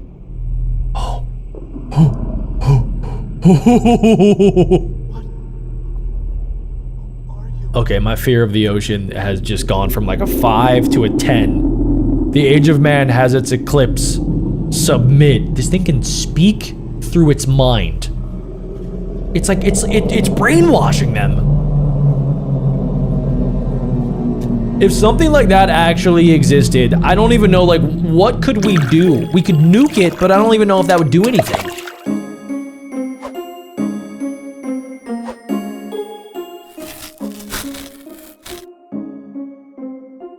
A pair of SCP Foundation researchers open the door of a containment cell and find themselves staring at something unlike anything they've ever seen before. Sitting in the middle of the room is... Okay, that thing looks like a giant, hairy meatball, and that thing is the SCP. It's actually a room that you can go inside of. a giant lump that appears to be made of what can only be described as flesh. Ah, it's so gross. The two look at each other in disbelief. Just what is this thing? They Flesh. circle the huge blob, Whoa, it's looking it massive. over, wondering what on earth it could be. Guys, check it out. Like, this guy is standing underneath of it, and it's barely even like showing the full entire thing. Like, we're maybe seeing a quarter of the giant meatball flesh SCP. One of the That is researchers creepy. finally gets the courage to actually feel it. He finds that it's warm to the touch. Why would you touch it? And does he detect some slight movement? What? He slowly moves to place his ear against it to listen. But a sudden shudder from the mask sends him jumping back in fright. These guys are a Just lot then, braver than the me. other researcher calls to him from the other side of the sphere. It sounds like he has found something. As he approaches, he too sees what caused his partner to call out. There, in the middle of this tumorous ball, is a door. Okay, wait, so you're telling me they didn't see this or they didn't know about it when they first went into this area with the giant flesh meatball? That it kind of looks like it has like weird hairs on it too, which is just like even more gross. Like, I know this is one of the scariest SCPs, but it's probably also one of the most gross, disgusting SCPs that I've ever seen. And I've seen a lot of SCPs. It's a circular iron hatch, the kind sealed by a valve. And it's open. Now the researchers are really confused. Don't go inside. A massive lump of living flesh is strange enough, but why does it have a door? One of the researchers peeks inside. You're so Is that stupid. a couch they see? Ew. Does someone live in this thing? Things are getting beyond strange. That is The disgusting. two researchers look up at the observation window where their supervisor is watching them. The supervisor does not hesitate.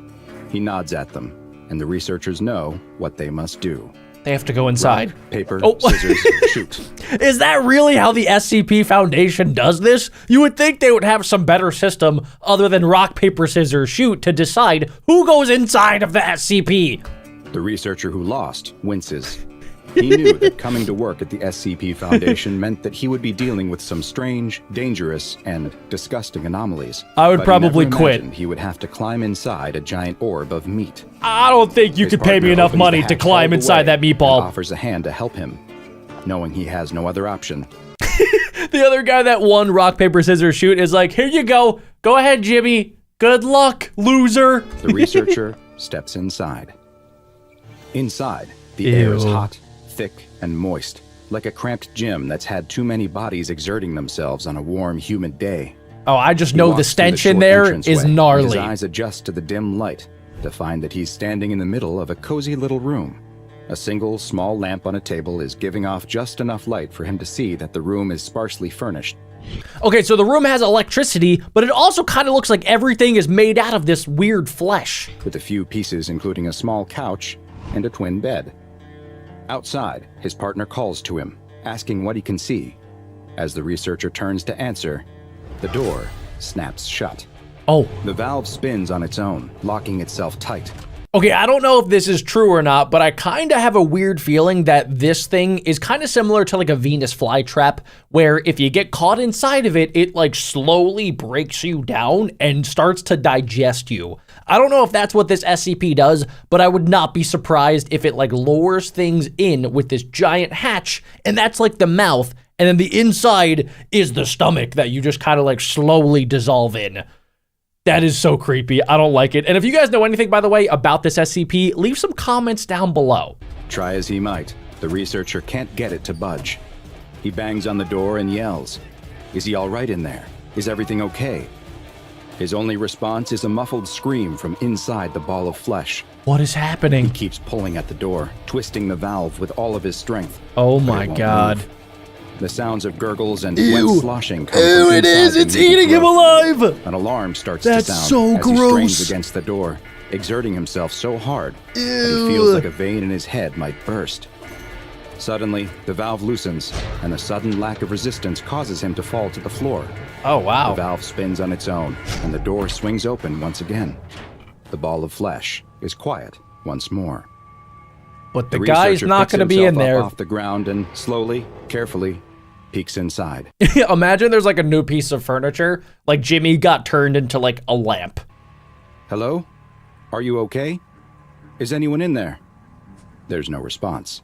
That is, until a blast of hot air comes rushing out of the hatch, blowing the researcher's hair back. When it's over, he peeks inside again. His fellow researcher is nowhere to be seen. Inside is the same couch, bed, and table with a small lamp. Ah, so he But did not there's get turned something into new a there, lamp. too. Oh, is there? Across from the couch, where there was nothing before, is a small television. I was right. So everything in there, you gotta think that that was once a living creature. I don't know if it's been an animal or a human, but that couch, that was something. The lamp was something. The table was something. They're all alive, or at least they were at one point or another, and now they've been turned into furniture for this SCP. While this may seem strange, it's just another Gross. day at the SCP Foundation, where anomalous guess. objects and creatures are studied and contained, including SCP-002, also known as the Living Room. SCP-002 is the designation given to a large, tumorous, fleshy growth.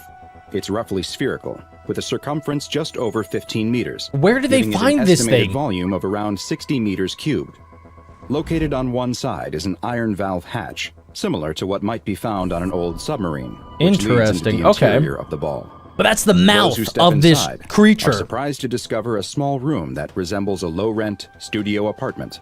Like, I wonder if they could, like, bring cameras in there. I guess that's how we're seeing this. But, like, I wonder if they could set up, like, a security camera inside of it. Or maybe, I don't know, like, you're not supposed to destroy SCPs. You're just supposed to, like, secure and contain them. But, I mean, for something, especially this, like, you should try to destroy it. Or, like, put it in the ocean or bury it, like, a mile underground. Because this thing is so creepy. Complete with furniture and even a small window. A Strangely, window? The outside of the ball of flesh shows no windows, and So, indeed no does openings that- at all, how does save that for work? the iron hatch. The furniture in the What? room displays no anomalous properties, though examination has revealed that the furniture appears to be constructed of sculpted bone, woven hair, and Ew. other biological substances, all coming that's from so human gross. bodies. Oh, Analysis of samples taken from the furniture has shown each to be constructed from independent and fragmented DNA sequences, several of which that's my correspond to reaction. SCP research personnel who have been lost inside of SCP-002. To date, the Living Room has been responsible for 7 members of staff going missing. At the same time, during the course of its containment at the SCP Foundation, the room appears to have added multiple additional furnishings, including 2 that's- lamps. all of the people have been turned into different pieces of furniture, which, I mean, dudes, like, they should never let anybody in there again because they're going to get turned into, like, it could be anything. It could be a mirror. They could get turned into a bed. They could get turned into a ceiling fan. A throw rug, a television, a radio, a beanbag radio? chair, 3 books in an unknown language, 4 children's toys, and a Children's small potted toys. plant. Tests have been performed using a variety of non-human entities in order to see if they would provoke a similar response from SCP-002 to that of humans. Various lab animals, including those with close DNA to humans, such as chimpanzees, have been placed in the room. But so far, all have failed to make the Living Room react. Oh, so it only eats humans. So it only eats, like, these guys, like, you could send in, I guess, D-class personnel, and then you'll just keep getting more parts of the room put together. That is so strange. Human cadavers were also tested, but they too did not produce any effect.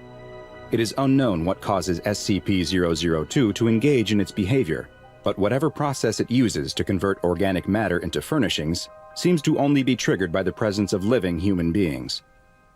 SCP-002 was discovered in northern Portugal, following reports of an object falling from Earth's orbit. Got it. Okay, There don't in the go to bottom of the small Portugal. crater was SCP-002. It fell out of the It was sky. encased in a thick shell of rock. But So the it's an anomaly's alien. fleshy exterior could be seen through cracks that were That's honestly really creepy to think about because I like, obviously this isn't real. I hope it's not real, but like, you gotta think something like this could kind of happen, right? If like an asteroid comes in from outer space, which we don't really know much about, it could contain a meatball of living flesh, which, I mean, you would hope that we would probably, like we would do a lot of research on it and we'd tell everybody that aliens exist. But if the government finds this, they would probably keep it under wraps and they wouldn't tell anybody about it and they would do experiments on it. But this is like a real life alien, pretty much. And aliens, we don't even know about aliens, so they could be like this, which is, I'm gonna have nightmares thinking about it because that is the creepiest alien to ever exist if it actually was real. were likely created by the impact. A local farmer was the first to spot the object falling to Earth and brought word of what he found to his village. Good. At the same time, a Level 4 SCP Foundation agent stationed in the area detected elevated levels of radioactivity and traced the so source. he back knew to the about it. crater. An SCP collection squad led by General Mulhausen was dispatched to the impact site and quickly secured the area. Test subjects from the nearby village were recruited for initial analysis of the object, with 3 men being individually sent inside of SCP-002.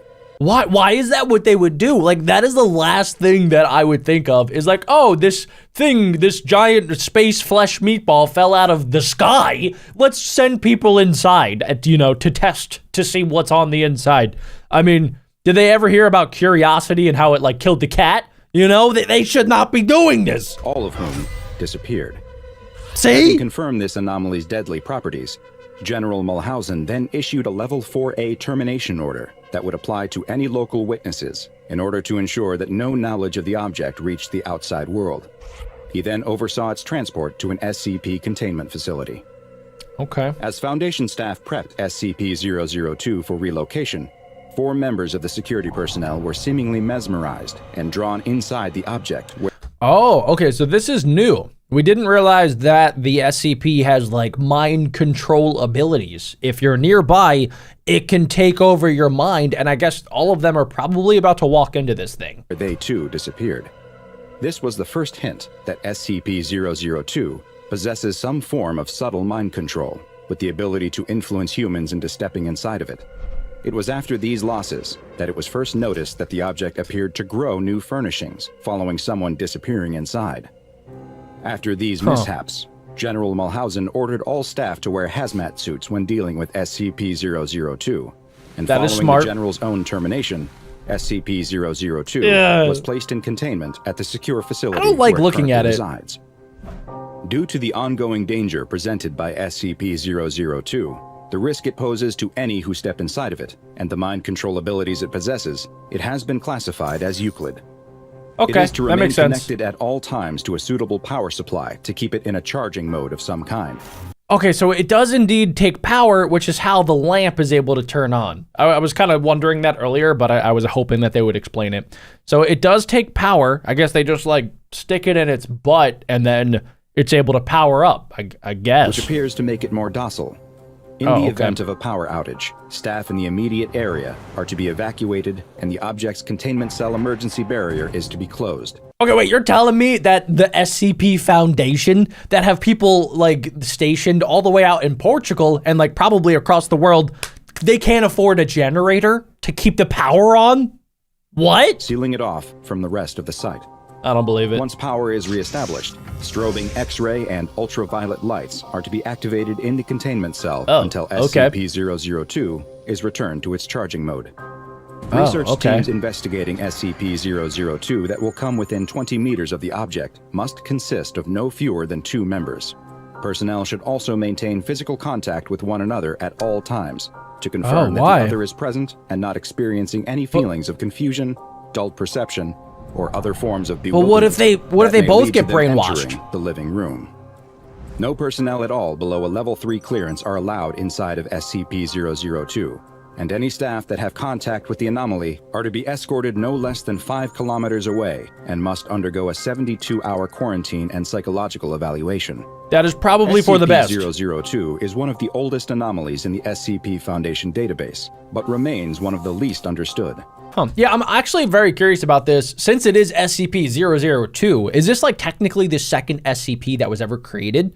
I'm stupid, so let me know in the comments down below if that's the case. Perhaps one day we'll understand what it is and why it was at one time sitting in the orbit of Earth.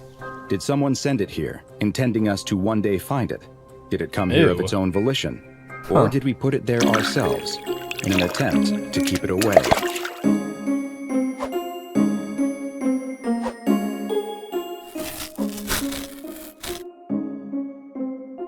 Let's do this! It isn't easy to work for the SCP Foundation. Not only is the job dangerous, you could be eaten by a giant immortal lizard or turned into organic furniture inside the world's scariest living room. I did always wonder, why would anybody in their right mind work for the SCP Foundation? It sounds like the most dangerous job on planet Earth.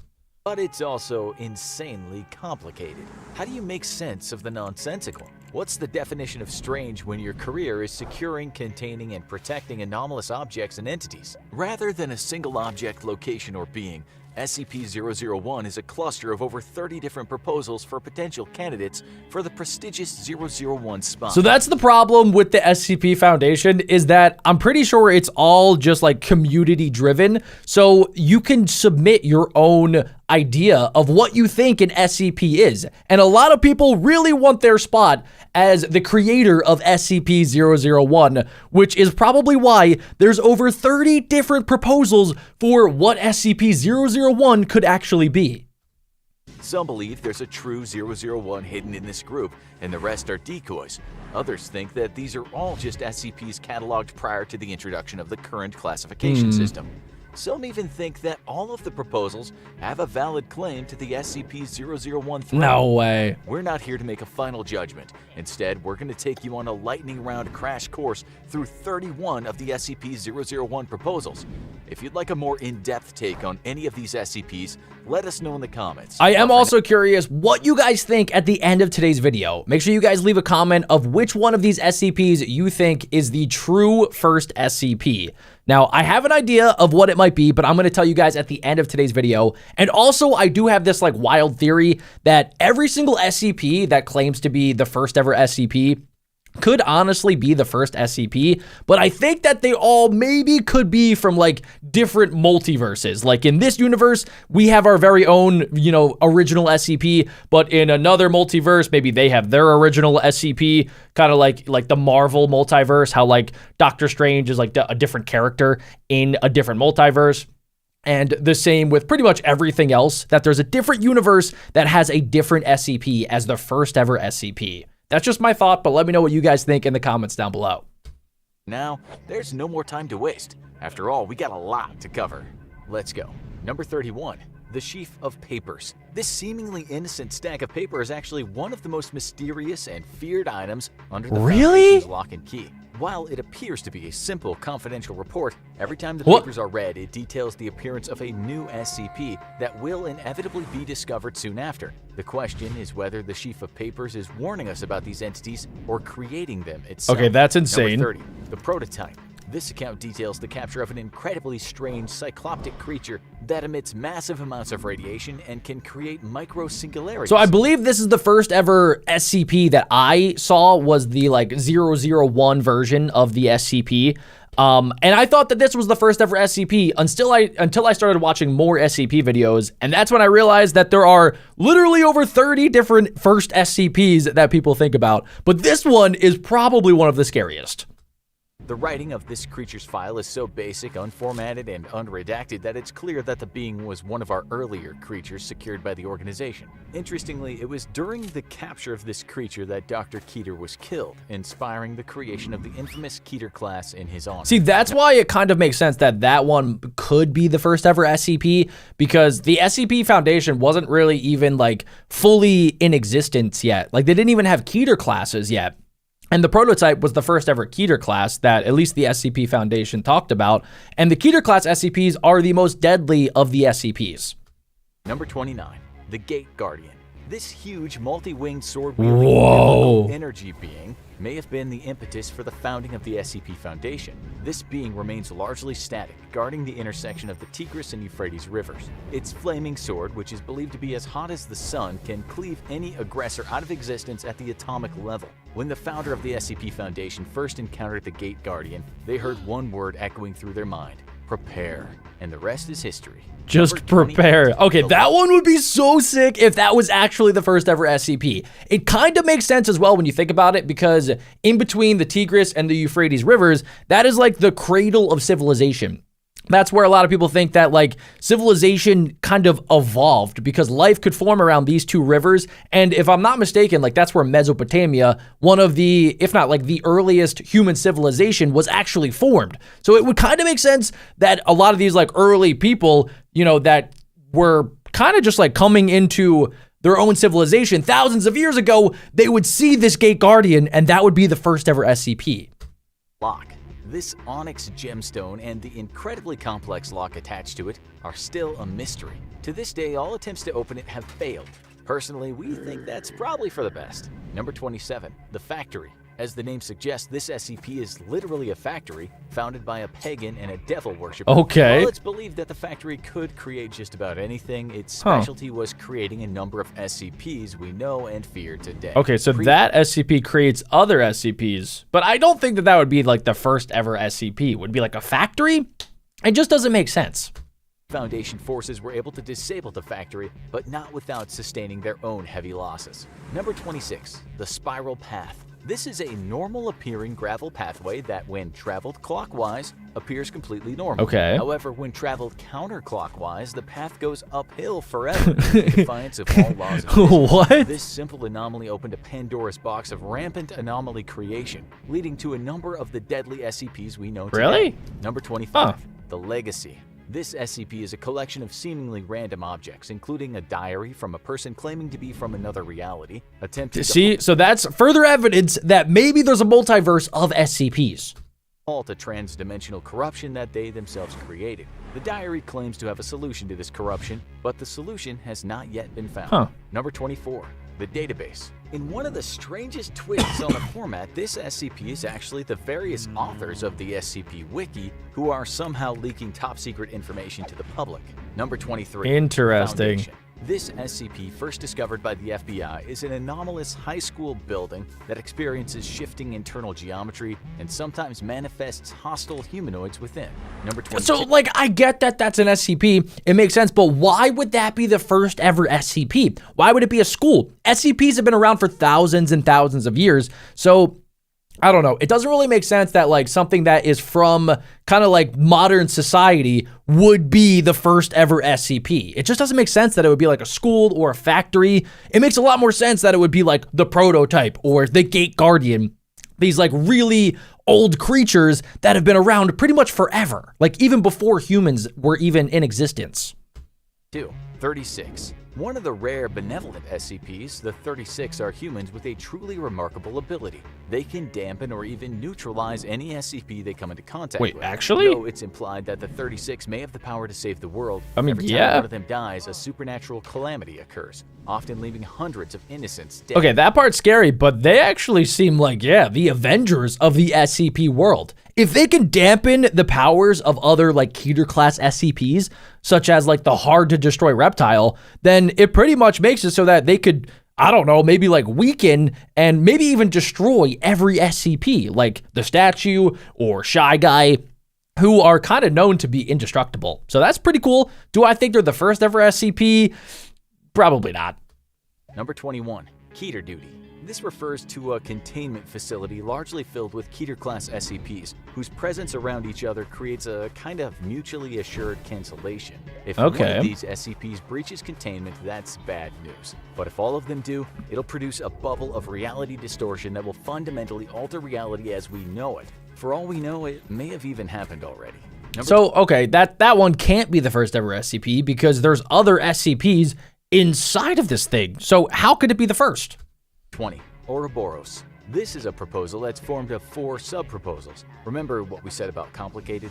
These sub-proposals include the children, 9 anomalous kids who emit radiation and have destructive potential when together. Okay, they sound like the X-Men. God, aka Mechane, the god of metal, Transformers. intelligence, and machines. Atonement, a researcher turned into a humanoid singularity with the power to destroy whole reality. That sounds deadly. And The Way It Ends, which isn't technically an SCP, but the tales of the Chaos Insurgency's quest to eliminate all the members of the Foundation's O5 Council. Number 19, a record. This is an SCP file slot that is itself an SCP. Whatever is written into this slot becomes true, and one ambitious researcher attempted to use this power to make herself into a kind of all-powerful god. Okay, well, that one's just weird, right? Like the fact that somebody like literally made a document that pretty much it's like the Death Note where you could just kind of write in anything that you want to happen, and it just happens. Like that just, I don't know, guys. I don't know if that would be the first ever SCP, unless maybe, I don't know, like SCPs just never existed, and then somehow somebody was able to create this piece of paper, and then they created all of the SCPs from this like magical piece of paper. They just started like writing in the indestructible reptile and the tickle monster and the gate guardian, and they just like created all of the other SCPs, which is kind of like what happened with the SCP Foundation wiki. Like a lot of people, like I was saying at the beginning, it's kind of community driven. So it's kind of like everybody has access to this document and they could just make up their own SCPs. So, I mean, is this the first one though? I don't think so. But I mean, if you guys think so, let me know in the comments. Number 18, past and future. These SCPs are a collection of powerful entities that despise humanity. We hate and are you. Apparently the source of all anomalous phenomena, even making already dangerous SCPs deadlier than before. Much like the database, those pesky SCP wiki writers might have something to do with this. Probably. Number 17, the consensus. This SCP refers to a reality restructuring event caused by an occult war in a previous reality. Okay. That's right, this SCP already won, and we're living in its new reality. The only people who remember the world as it once was are 13 people who now form the O5 Council. Interesting. And not all of them are telling the truth about what they know. Number 16. That one's When weird. Day Breaks. This proposal details a potentially world-ending SCP phenomenon wherein the sun becomes hostile and begins to melt all living beings into a living wax-like substance. Okay, wait, hold on. We can't just glaze over that. That was like the fastest explanation of an SCP, and I'm pretty sure that one was the deadliest out of every single SCP today. It was literally the blight. Like, everybody is going to die if that SCP is real. God's Blind Spot. This is an anomalous area referred to as Facility T, in which nobody can die. This anomaly dates back to the biblical ages of Moses and is believed to have originated from the literal blessing of the Abrahamic God. It's through a covenant with this god that the Foundation is able to make limited use of this death-free area. Okay, see, like that one, it's so old that it makes me believe maybe, possibly, that could have been the first ever SCP.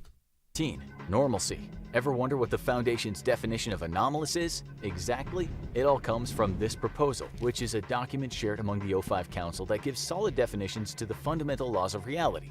If something breaks these laws, that's an anomaly, and then it becomes the Foundation's business. Okay. Number 13, the world at large. As the title suggests, this SCP is our home planet Earth and its ability to support life. Yeah. It's believed that these qualities were planted on Earth in our reality by another dimension's SCP Foundation, Huh? hoping to continue human life after some terrible calamity in its own dimension. Okay, wait, that one we have to think about. That, literally, if that SCP is true, that means that life here today wasn't actually created by like the Big Bang or any other belief. It's literally, it was created by other human life from a different multiverse, and their multiverse was dying, so then they found Earth, and then they just created life out of thin air, which, I mean, we can't say that it's impossible, right? We don't know for sure, but it's probably not possible, but that would be a really good explanation for the first ever SCP.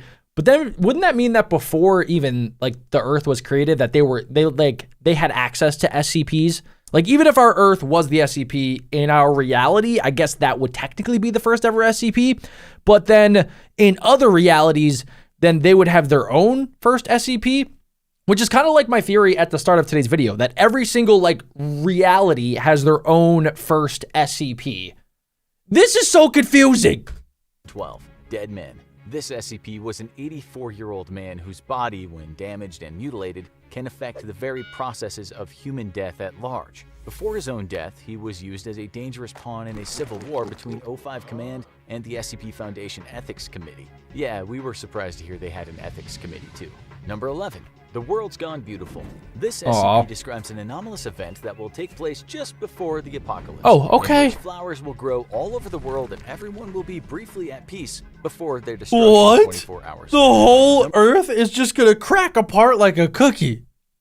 How is that the first SCP? Number 10. The Scarlet. Oh, I like this guy. This is an extremely powerful, extremely malevolent, extremely extra-dimensional being. Its worshippers attempted to summon him in the ritual that created SCP-231, and it's believed that he will finally enter our reality after the death of SCP-231-7. You better hope you're already dead by then. Okay, see, look, like that one makes sense. If you're gonna make an SCP be the first ever SCP, you have to pretty much make it almost as if it's like this super powerful, like omnipresent, omnipotent god SCP, or maybe even like a devil SCP, because I mean, SCPs are kind of low-key, a little bit scary. But you gotta make it super powerful so that it has the ability to create all of these other SCPs. 9. A simple toy maker, aka Dr. Wondertainment. This is a reality bender who appears to be a normal human male, but has the ability to create other anomalous objects, a number of which are now cataloged SCPs. See, that one makes sense. The first ever SCP needs to be able to create other SCPs, because then if he can't, then it would kind of just like end with the first ever SCP. If he can't, or, you know, if they can't create any other, SCPs, then the SCPs wouldn't be as like big as they are today. There wouldn't be as many. Number 8. Story of Your Life. This is another anomalous document that has the ability to warp reality, but only when the writing contained within conforms to a narrative structure. Number 7. A Good Boy. This is another anomalous entity created accidentally by the Foundation itself. A neural network was fed information on other anomalous entities in order to help the Foundation come up with better containment and neutralization procedures. Problem was, the computer got way too eager with the neutralization part.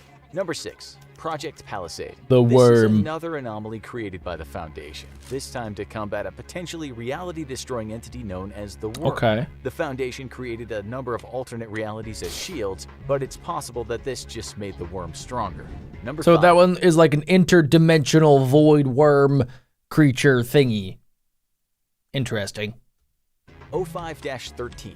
The final member of the O5 Council, who ironically may not even be anomalous. However, seeing as all the other members of the O5 Council are anomalous, O5-13's lack of anomalous properties is therefore anomalous. Like Interesting. I told you earlier, it's complicated. Number 4.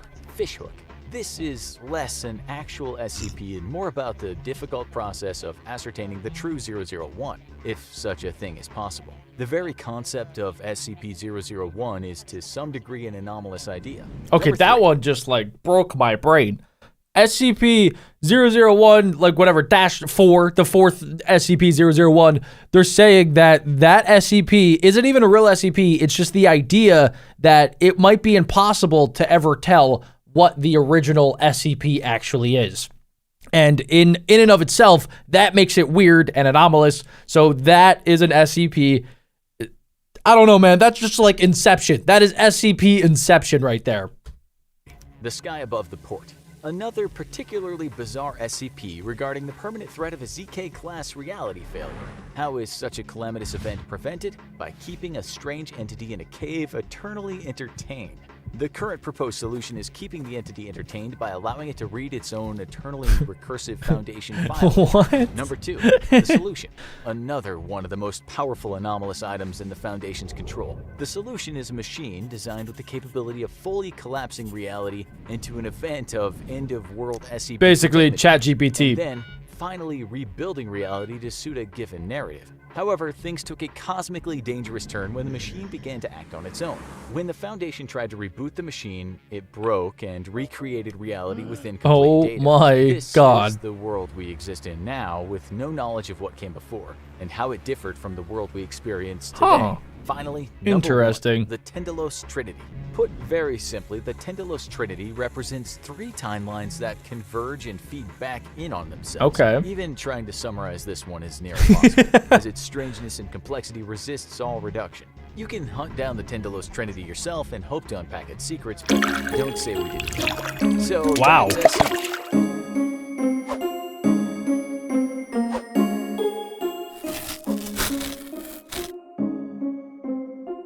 The SCP site director wasn't normally a calm or cheerful man. He doesn't look like it. The researcher had rarely seen him as angry as he was right now. His face turned a deep beet red as he scanned the Bro documents turned on into his a desk tomato. before he asked how months of valuable research on this subject had suddenly gone blank. The data was completely gone. The researcher gulped nervously, hoping a demotion wasn't in his future, and nodded. How could this be possible? This was an experienced researcher who should have been taking all of the necessary precautions. I mean, honestly, guys, we've watched a lot of SCP videos on this channel, and if I've learned one thing about SCPs, it's that they are unpredictable. Like, there are SCPs that can warp through space and time. There's an SCP that is literally just like a giant meatball that has furniture inside of it. Like, you just don't know what you're getting into with these SCPs. So I feel like it's very possible that the SCP that they're researching just like wiped all of their data without them knowing. So it's probably not this guy's fault entirely. Could the being they were studying somehow have erased all these documents himself? That's just what the researcher had been trying to find out for months, with hours and hours spent trying to learn the extent of its abilities. Well, where are they? The site director asked. I want everything you have. The researcher dropped a printout of their research on the mysterious subject's abilities on the director's desk. Every relevant line read, "Data lost." So you're telling me they have no data on this SCP, like, at all? They know nothing about this SCP except for, I guess, what they saw with their own minds? Unless this thing can, like, Men in Black erase your memory, then you probably aren't going to know anything about this SCP. But then they probably wouldn't be able to make a video. So I'm guessing somewhere we're going to learn about the SCP's abilities. The director let out a deep sigh. He wanted to hear everything the researcher knew. Well, everything he could remember, at least, from the beginning. The researcher sat down and began to relay everything he could about SCP-343, which some of the other researchers had started to refer to by the nickname God. SCP-343 That's such a crazy nickname for an SCP. was first sighted in Prague. Just an unassuming older man wandering the streets. Oh, he's like an He actual seemed person. completely normal to everyone who passed him by, until he decided he was Or tired maybe of standing not. on the ground. An SCP agent stationed in the area noticed the old man disappear from the streets. Okay, that's almost, I don't know, a little bit sus. Like, okay, so this guy that works at the SCP just was chilling in Prague, and out of nowhere, he sees this old guy, like, disappear. I don't know. I feel like maybe the old guy, since he's an SCP, and maybe he's not even a guy, maybe he's, like, you know, actually some sort of, like, spiritual SCP. But whatever he is, he probably wanted the SCP Foundation member to see that he was disappearing so that they could look into him. That's just a theory, though. As if he was blinking out of existence, only to appear on a rooftop nearby. The local SCP teams were marshaled, and they had soon tracked down what seemed to be a very powerful specimen. But SCP-343 didn't seem concerned. He reacted calmly when detained by the Foundation and He went looks so within friendly. word. He was detained in a See, that's what makes me believe that he, like, wanted to be found. Because if he didn't, then he probably wouldn't have used his abilities in front of an SCP Foundation member. standard holding cell for interrogation and examination, but he seemed completely at ease with his sudden confinement. It would soon become clear that this ordinary old man was anything but. Drs. Beck and Nidlovu was brought in to consult on the SCP's classification, and that's when the first anomalies began. Their assessments matched initially, but when it came time to describe him physically, things took a strange turn. Older male, seemingly nondescript and with no unusual physical features. Caucasian in appearance. Dr. Nidlovu was confused by what Dr. Beck was describing in his report. This man was clearly black. The two doctors quarreled. Okay, that is so creepy. Like, they literally went and they saw the same guy, who's probably not a guy, it's an SCP, but he looked different to both of them. That would be so crazy if you tried to explain this dude who you've seen before to another person and like you're going over your report, but you reported that he looks entirely differently. Like that would literally drive me insane. To square their differing perceptions, they decided to bring in a third impartial view to settle it. Their fellow researcher, Dr. Wan. It's going to be completely different before coming back with their assessment. Older male, seemingly nondescript and with no unusual physical features. Asian in appearance, possibly Chinese. Whatever SCP-343 was, he seemed to be perceived by each staff member as close in appearance to their own race. Interesting. But that was only the start of the That's kind of cool. surrounding the old man in the holding cell. Dr. Beck started making regular visits to the mysterious man, and in their first interview, he asked the old man who he was and how he came by his abilities. The old man had a simple response. I created the universe. Dr. Beck stifled a laugh and decided to indulge the old man's delusion. It was a fascinating claim, but could he prove it? Without another word, SCP-343 got up from his chair, laughed, and turned around and walked through the solid wall in the holding cell and disappeared. Dr. Beck was about See, that's why he wasn't worried about being captured, because clearly he's not captured. He can leave whenever he wants. To hit the panic button and marshal the facility's security to find him when the strange man reappeared, walking through the solid wall. With a cheeseburger. The only thing that was different, he was holding a hamburger, which he sat down and enjoyed. The facility quickly went on That's lockdown, so funny. and a full investigation was done into how SCP-343 breached containment. Because But there he's was God. no evidence of any security breach, no failures in containment, and no evidence of any other cells failing. He's kind of like the old man SCP who can like create his own pocket dimension and walk through walls. It's kind of the same idea, right? So I don't know why they're that surprised. SCP-343 hadn't broken through the security. He had just ignored it, as if it wasn't there at all. When questioned about how he had gone on his hamburger run, he simply repeated his belief that he was God, in between bites of his fast food treat. This would be far from the only time strange things happened around SCP-343. SCP containment cells are as secure as they need to be, but even the least strict containment isn't known for its decor, which is why Dr. Beck was in for a surprise the next time he paid visit to SCP-343. The bare-bones cell now looked like a comfortable home, decorated in Old English fashion. That's awesome. The scientists assumed that SCP-343 had been making many more trips out of his cell to get accessories. No, he probably just spawned it out of thin air, because it seems like this guy can do whatever he wants. It doesn't matter if it's against the laws of physics and nature. He could just do it. He could just, boom, spawn in whatever it is that he wants. To feel more at home. But that didn't explain all the changes to the cell. No one could explain how he had installed a roaring fireplace in the containment cell. Yeah, that's so everyone cool. Who entered could swear the cell looked many times bigger than any other cell in the facility.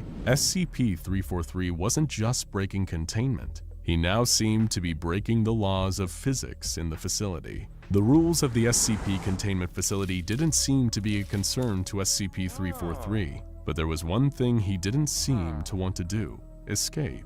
After every sudden exit, he would always return to his personal cell and treat so it weird. as his home. Like, why When wouldn't he interviewed just by leave? Staff members, he was polite but vague, and everyone seemed to enjoy talking to him. It was decided to keep him on site, not attempt to increase his security, but restrict access and keep his room guarded at all times to ensure only researchers with level 3 access and above were allowed to meet with him. But God works in mysterious ways. This is so Minimal weird that it's an Security Site SCP we're 17 looking was one of the into. least restrictive SCP containment sites, hosting anomalies that could be safely contained and weren't likely to mount violent escapes. But as in every SCP facility, security was still taken seriously, and only those with proper clearance could interact with the subjects. So why did SCP-343 seem impossible to guard? While only level 3 clearance and above were allowed in, the guards assigned to protect the entrance all seemed to fall down on the job. Security Officer James, who was supposed to be keeping people out of SCP-343's cell, had instead let in multiple visitors, in addition to dropping in several times himself. When questioned on why he had gone against orders and done so, he simply replied that 343 seemed lonely and was so happy every time he got company. Okay, that that's it just pretty seemed weird. like the right thing to do. So SCP-343, aka God, can get inside of the person's head and then make them think exactly what he wants them to do. Security guard was reassigned and new ones were brought in. but history repeated itself. Yeah, they probably did the Guards same were given thing. stricter instructions to minimize exposure, but SCP-343's presence always seemed to influence them anyway. His containment cell was a revolving door, with staff members at the facility entering regularly for friendly conversations. That's Dr. so Beck funny. decided it was time to take matters into his own hands. He would meet with SCP-343 one-on-one and express how dangerous these security breaches were. He would try to convince the mysterious being that he needed to stop influencing the minds of the guards watching him, or the facility would have to look into new measures to contain him. Dr. Beck entered the containment cell and had a long conversation with SCP-343, and when he emerged, he had a big smile on his face, like he had just finished a reunion with an old friend. He gave the current guard a friendly clap on the back and told him not to worry so much about security. So he went in thinking that he would try to convince God that it was bad to have people come inside and they were going to have to up the security. And then he literally brainwashed this guy so that he came out being all happy and he was like, yeah, security doesn't matter. It's fine. That's After too all, good. Nothing bad was going to happen from letting people at the facility visit SCP-343. I mean, yeah, that's a good It wasn't point. dangerous in any way. He also said that security should bring him anything he requests so he would feel less need to leave his cell. Minimal Security Site-17 soon became a model SCP facility. So I'm really curious as to why he's staying there. Like, it seems like obviously he's getting good treatment. He's able to talk to people regularly. But like, what does this SCP want? Because usually SCPs are like scary, or they have, I don't know, some sort of like desires of what they want to do, whether it's like grow or kill or destroy. But this guy seems to just kind of be like chill, and he doesn't want to do anything bad, which is kind of weird. With morale being the highest of any site, with most giving the credit to the presence of SCP-343. Employees generally make daily visits to his chamber, and he seems to have an encyclopedic knowledge of anything they want to talk about, including things he should have no way of knowing. Guards no Interesting. longer quit their posts or break protocol, as their only real duty is to keep track of who meets with SCP-343, so they can be interviewed and debriefed after. Everyone's conversation is different, but they all report being in a better mood after leaving than when they came in. So it seems like this is a really good SCP. On SCP-343's That's it. origins, the full extent of his powers, or whether he is telling the truth about being the god who That's created kind the of creepy, universe. though. The site director rubbed his temples after hearing the researcher's explanation. So what you're telling me is that we have an uncontained, Pretty highly much. powerful SCP Yep. that has not only been breaking containment whenever it wants, but has managed to destroy all the files regarding the research on it. Yep. The researcher's answer was yes. However, the situation at Site-17 seemed to be stable, and they had come up with a plan that should help to maximize the positive effect SCP-343 has on I the guess facility. that's all you can They were do, even right? hypothesizing that staff from other sites and even certain anomalies could Whoa. be pacified by 343's presence. That would be kind of crazy if you sent in like Shy Guy or the statue with the SCP known as God. Like, what would happen? The site director wasn't impressed, though. He wanted the researcher to go back to the drawing board and redo the research. After all, if all the files were blank, how could they ever learn how to properly contain it? That's what I don't the think C you in will. SCP stood for, after all. Containment. The researcher finally had to stand to the director, though, and told them that it wasn't a good idea. That they had already tried everything to contain SCP-343, but that it wasn't that he broke containment. It was as if he didn't even acknowledge that an attempt had been made to contain him. He was omnipotent, aware of things he shouldn't. That's so and crazy. able to do things that broke the laws of physics without breaking a sweat. Just like There a was no God would be evidence able that to this do. was God, the creator of the universe as he claimed to be, but there also wasn't any evidence yet to conclusively prove he wasn't. The researcher's best guess was that this was a powerful reality bender whose abilities knew no limits, and that the only reason he was staying in the facility was because he wanted to. And Yeah. doing anything to change that might cause him to change his benevolent ways. So I guess in a way they are containing him by giving him the things that he needs, the things that he wants. In a way, I think that it's working, and it seems like as long as he's not doing anything super bad, like that's probably a good way to go about it. The director sighed. As much as he hated to admit it, his researcher was making good points. He wanted to meet SCP-343 personally, but did he need to know anything first? Well, sir, The researcher replied. he likes hamburgers. But beyond that, he'll take care of the rest. He's right there where we left him, in his home. waiting for his next guest. That was absolutely insane. But yeah, I mean, another SCP that we definitely need to check out is the Old Man. And if you guys do want to see that, make sure you guys leave a like and click right here to see more.